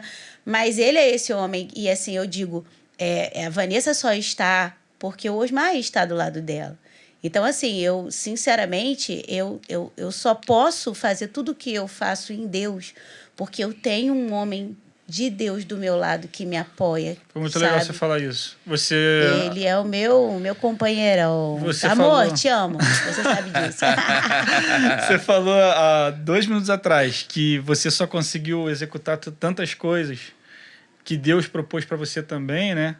Porque você tem um marido, as suas palavras foi que te autoriza, que te apoia. E talvez tenha essa frase, me autoriza, um marido que me autoriza, doa diferente em pessoas que não entenderam essa frase da forma como ela foi dita. Vou te explicar essa frase. Porque, assim, existe uma ideia de que a mulher... a relação da mulher e do homem, você tá me entendendo? A questão da ideologia feminista em cima do casamento e até do casamento cristão, porque isso já está inserido dentro da igreja. E existe gente já evitando a questão do que está na Bíblia, tipo da parte onde diz da submissão. Da submissão e que tal. é uma coisa de Deus para todo mundo. Exato. Todo mundo. Submetei-vos uns aos outros. Não é coisa para mulher, isso é para coisa de quem segue a Jesus. Exato. Submeter-se ao marido se submeter à esposa. Isso é coisa de quem anda com Deus. Exato. Entendeu? Não é É uma vida de submissão. Quando você fala que meu marido que me autoriza, não é uma questão de obediência serviçal. Não. Pois eu Tem vou gente dizer uma que coisa. interpreta assim. Quando eu escolhi a Isabel para casar-me com ela, eu me escolhi porque eu senti que ela estava andando na mesma direção. Amém. Ela queria ir para o centro da vontade de Deus. Ela tinha uma chamada de Deus. E hoje, se eu faço a obra de Deus, é porque ela me autoriza. É isso. É isso. É isso. Você usou as mesmas Você imagina se você tivesse uma mulher que te tolisse, que não entendesse Que não a sua entendesse. Eu seria necessidade. um homem terrivelmente infeliz. Eu sou feliz. Ou atribulado, né? Ou atribulado. Atribulado e infeliz. Isso. Eu tenho uma esposa que faz a obra de Deus comigo e me autoriza, me dá o aval, me apoia, me empurra para frente e ora por mim. E da mesma forma eu faço com ela. Ela me autoriza e eu autorizo. E o Senhor nos autoriza. E o Senhor nos abençoa. Exato. Mas isso foi uma experiência interessante, porque quando eu lancei o livro, a gente foi para a Expo Cristã em São Paulo lançar lá, né? E tinha muita gente lá, de ícones do mundo cristão. Eu me lembro que eu estava aguardando a Bianca Toledo no stand dela, que eu queria dar uma olhada no lançamento do livro dela. E acabou que eu conheci a pastora Isis Calheiros, que é uma pastora que ela é lá da Flórida, e ela estava lançando ali um livro dela. E a gente ficou ali conversando, eu troquei com ela naquele dia, assim, eu abençoei ela com um livro meu, com dedicatória, né? Crente não dá autógrafo, né, irmão? Crente dedica, né? É verdade. Irmão, a gente não é artista, não. Que é, né? Irmão, nós somos oferta. Eu sempre digo, né? Quem sobe no púlpito não é ídolo, é oferta, feio. Então, presta atenção, né, irmão? Você é oferta. E aí, o que acontece? Ela me deu esse livro, Revestidas para o Ministério. Ela falou assim, olha, Deus me diz que... Ela tinha vários livros, ela me escolheu aquele e me entregou. E falou assim, Deus me diz que para esse momento que você está iniciando esse seu ministério, um ministério que, é claro, me levaria uma expressividade um pouco maior assim, né? De ter contato, de sair, de pregar. Que ela sabia, eu nem me contava com isso, mas talvez Deus tenha falado do coração dela. Você precisa ler esse livro. E eu li aquele livro. Como é o nome? Repete o livro. Revestidas para o Ministério, da pastora Isis Calheiros. Isis com Z. Anota aí. Anotem, mulheres. Dá para comprar pela internet, porque ela não mora no Brasil, mas dá para comprar pela internet. E aí o que acontece? Nesse livro, ela mostra como que a mulher que exerce papel de liderança, ela deve lidar com isso dentro do seu próprio casamento. E uma coisa que me marca muito nesse livro, que tem uma parte que ela diz assim, olha, se Eva tivesse parado um minutinho para conversar com Adão sobre a proposta da serpente, naquela tentativa, talvez, Satanás não teria sido bem sucedido. A gente sabe que tudo isso faz parte de um plano, mas o que ela fala é sobre o casal andar junto e a mulher reconhecer a importância de submeter ao seu marido, sabe? Escolhas que vão definir a vida dos dois. É isso. E ela falou assim, ela estava tomando uma atitude que não dizia respeito só a ela, mas que comprometia os dois e o futuro da humanidade. Para todo sempre. Então, talvez escolhas que a gente faça na nossa vida vão estar dizendo de respeito aos dois. E por que você tem que definir sozinho? Sozinho. Então, hoje, nada. Nenhuma simples agenda. Vanessa, você pode pregar aqui dia tal? Só depois de conversar com o meu marido. É isso aí, legal. E tá tudo bem. Tá tudo e ele nunca me toliu de nada. Eu tô dizendo pra você, passei 23 dias na Jordânia. Eu é que fiquei. Tá tudo bem, Vanessa, faz o trabalho aí. Faz o que você tem que ser feito. E deixa que aqui eu tomo conta. Então, assim, quando você se submete, você ganha liberdade. A obediência, ela gera o quê? Ela te dá liberdade. A mesma coisa é em Deus. Quando você assume essa postura de obediência diante do Senhor, você ganha do Senhor, sabe, autorização para agir em nome dele. É isso aí. E essa postura de insubmissão, e isso eu falo muito para os meus filhos também, é a postura do inferno. Na insubmissão, você não chega a lugar nenhum, seja a qualquer autoridade. As autoridades são instituídas por Deus e nós precisamos entender que a Bíblia coloca que a autoridade sacerdotal no lar, ela é do marido. A esposa também é ajudadora. Mas a gente precisa entender, e tudo bem, isso não anula o nosso papel. Só para ficar bem claro, isso não é galardão. Não isso é responsabilidade. Você não sabe. É um título, né, quando chegar lá diante de Deus, ele vai cobrar de quem? A casa, a família, né? Vai cobrar de quem? Então as pessoas acham que isso é galardão, é privilégio. Não. Ser o sacerdote, ser o cabeça, líder, né? Na Bíblia é responsabilidade. E responsabilidade gera cobrança. E quando se trata de Deus, eu sempre digo assim, que quem conhece Deus, o teme. Não tem medo, o teme. Sabe? Às vezes as pessoas assim, eu tô com medo do que vai acontecer comigo se fulano... Irmão, não é com medo de fulano, não, irmão.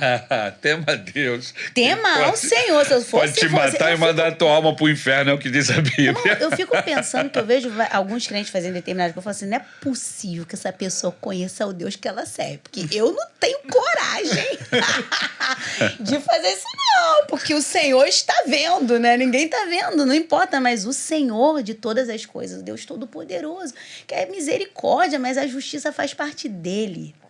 É isso. É isso. Sabe?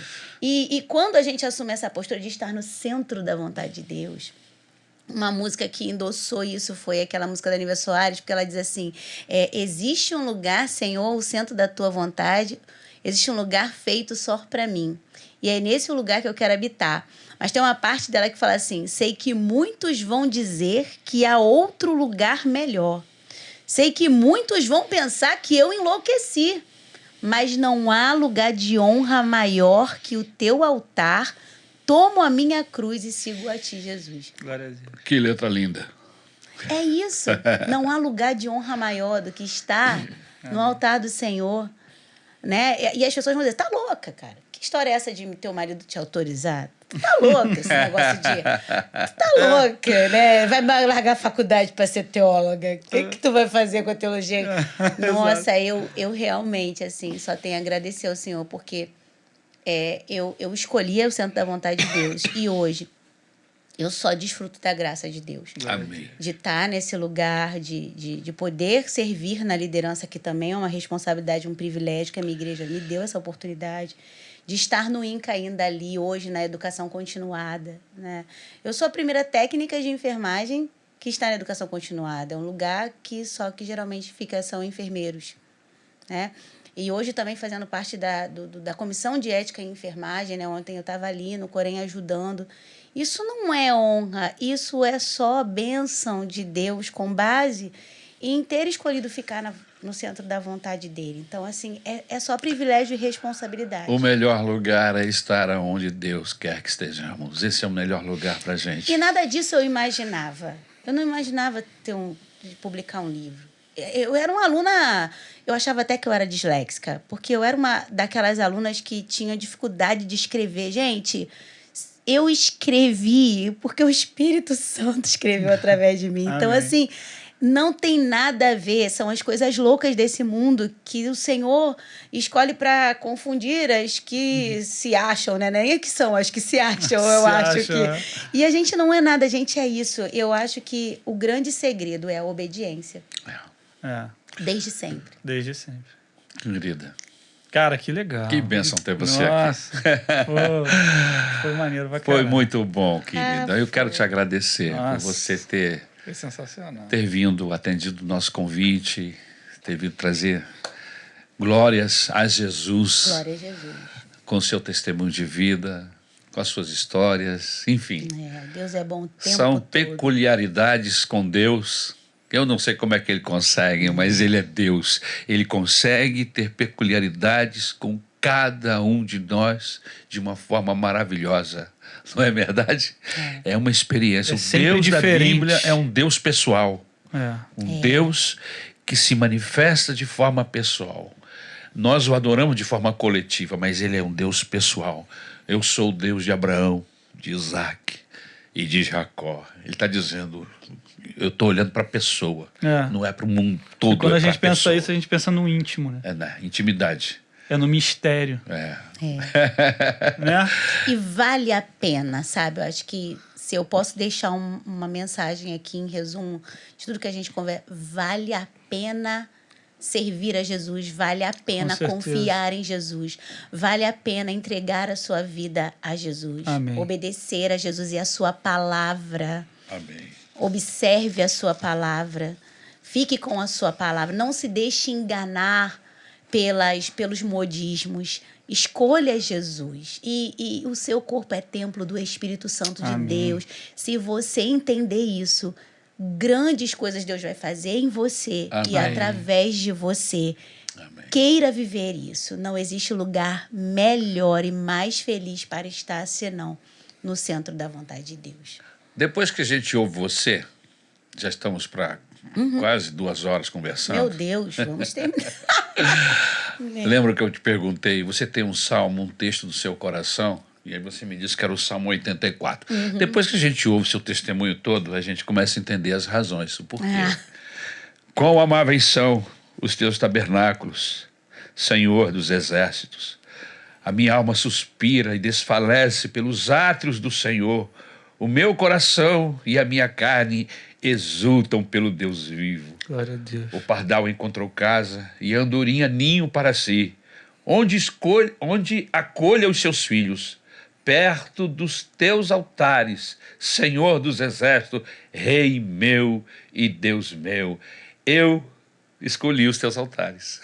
O que aconteceu com você? Amém? Exatamente. Aleluia. Exatamente.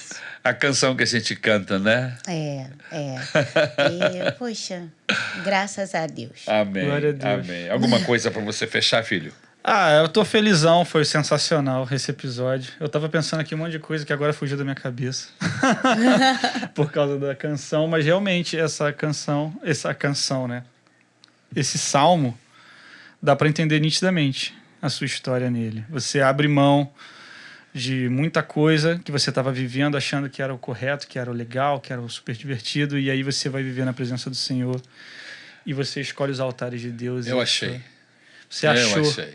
E agora Eu não achei tem os mais teus volta, altares. né, cara? Não tem como Não, depois voltar, que mano. você experimenta disso, É como diz o não outro tem louvor. nada. Depois que você entra no lugar santo, você não sabe viver em outro lugar. É isso. Não tem um louvor que diz tem assim? sim. Não É tem? verdade. Você entrou perto de Deus, teve relacionamento com Ele, Ele enche sua vida e depois você não sabe mais viver sem isso. É isso. É isso. Eu lembrei do que eu ia falar. Eu não ia falar nem com você, eu ia falar com quem tá lá. Cara, eu virei fã dela. Pra caramba. Eu acredito que vocês também. Você é líder na sua igreja? Cara, convida essa mulher pra pregar na tua igreja. Ai, meu Deus. Culto de adolescente, cabe. Culto da família, cabe. Culto de missões. Culto de vai jovem, pregar lá, cabe. missão. Ah, Culto de missões, cabe. Mês que vem. Cara, faz a lista e vai botando o nome dela, mano. Vai ser Na boa. abençoado. Vai ser Leva ela lá, abençoado. porque a gente aqui já se deu benzaço aqui na nossa Ah, conversa. imagina, Porque Deus foi é bom. excelente. Foi muito legal. Muito Glória a obrigado, Vanessa. Um beijo no seu maridão. Ah, Com certeza. Amém. com certeza. Manda para ele um Seus beijo filhos. que nós mandamos seus filhos. Amém. E um beijo grande para você, meu querido isso. irmão, querida irmã que está assistindo esse podcast na real todo esse tempo, só ouvindo coisas que glorificam Amém. o nome do nosso Jesus Cristo, Senhor e Salvador. Amém. Até o próximo podcast. Deus Valeu. abençoe a sua vida. Muito obrigado.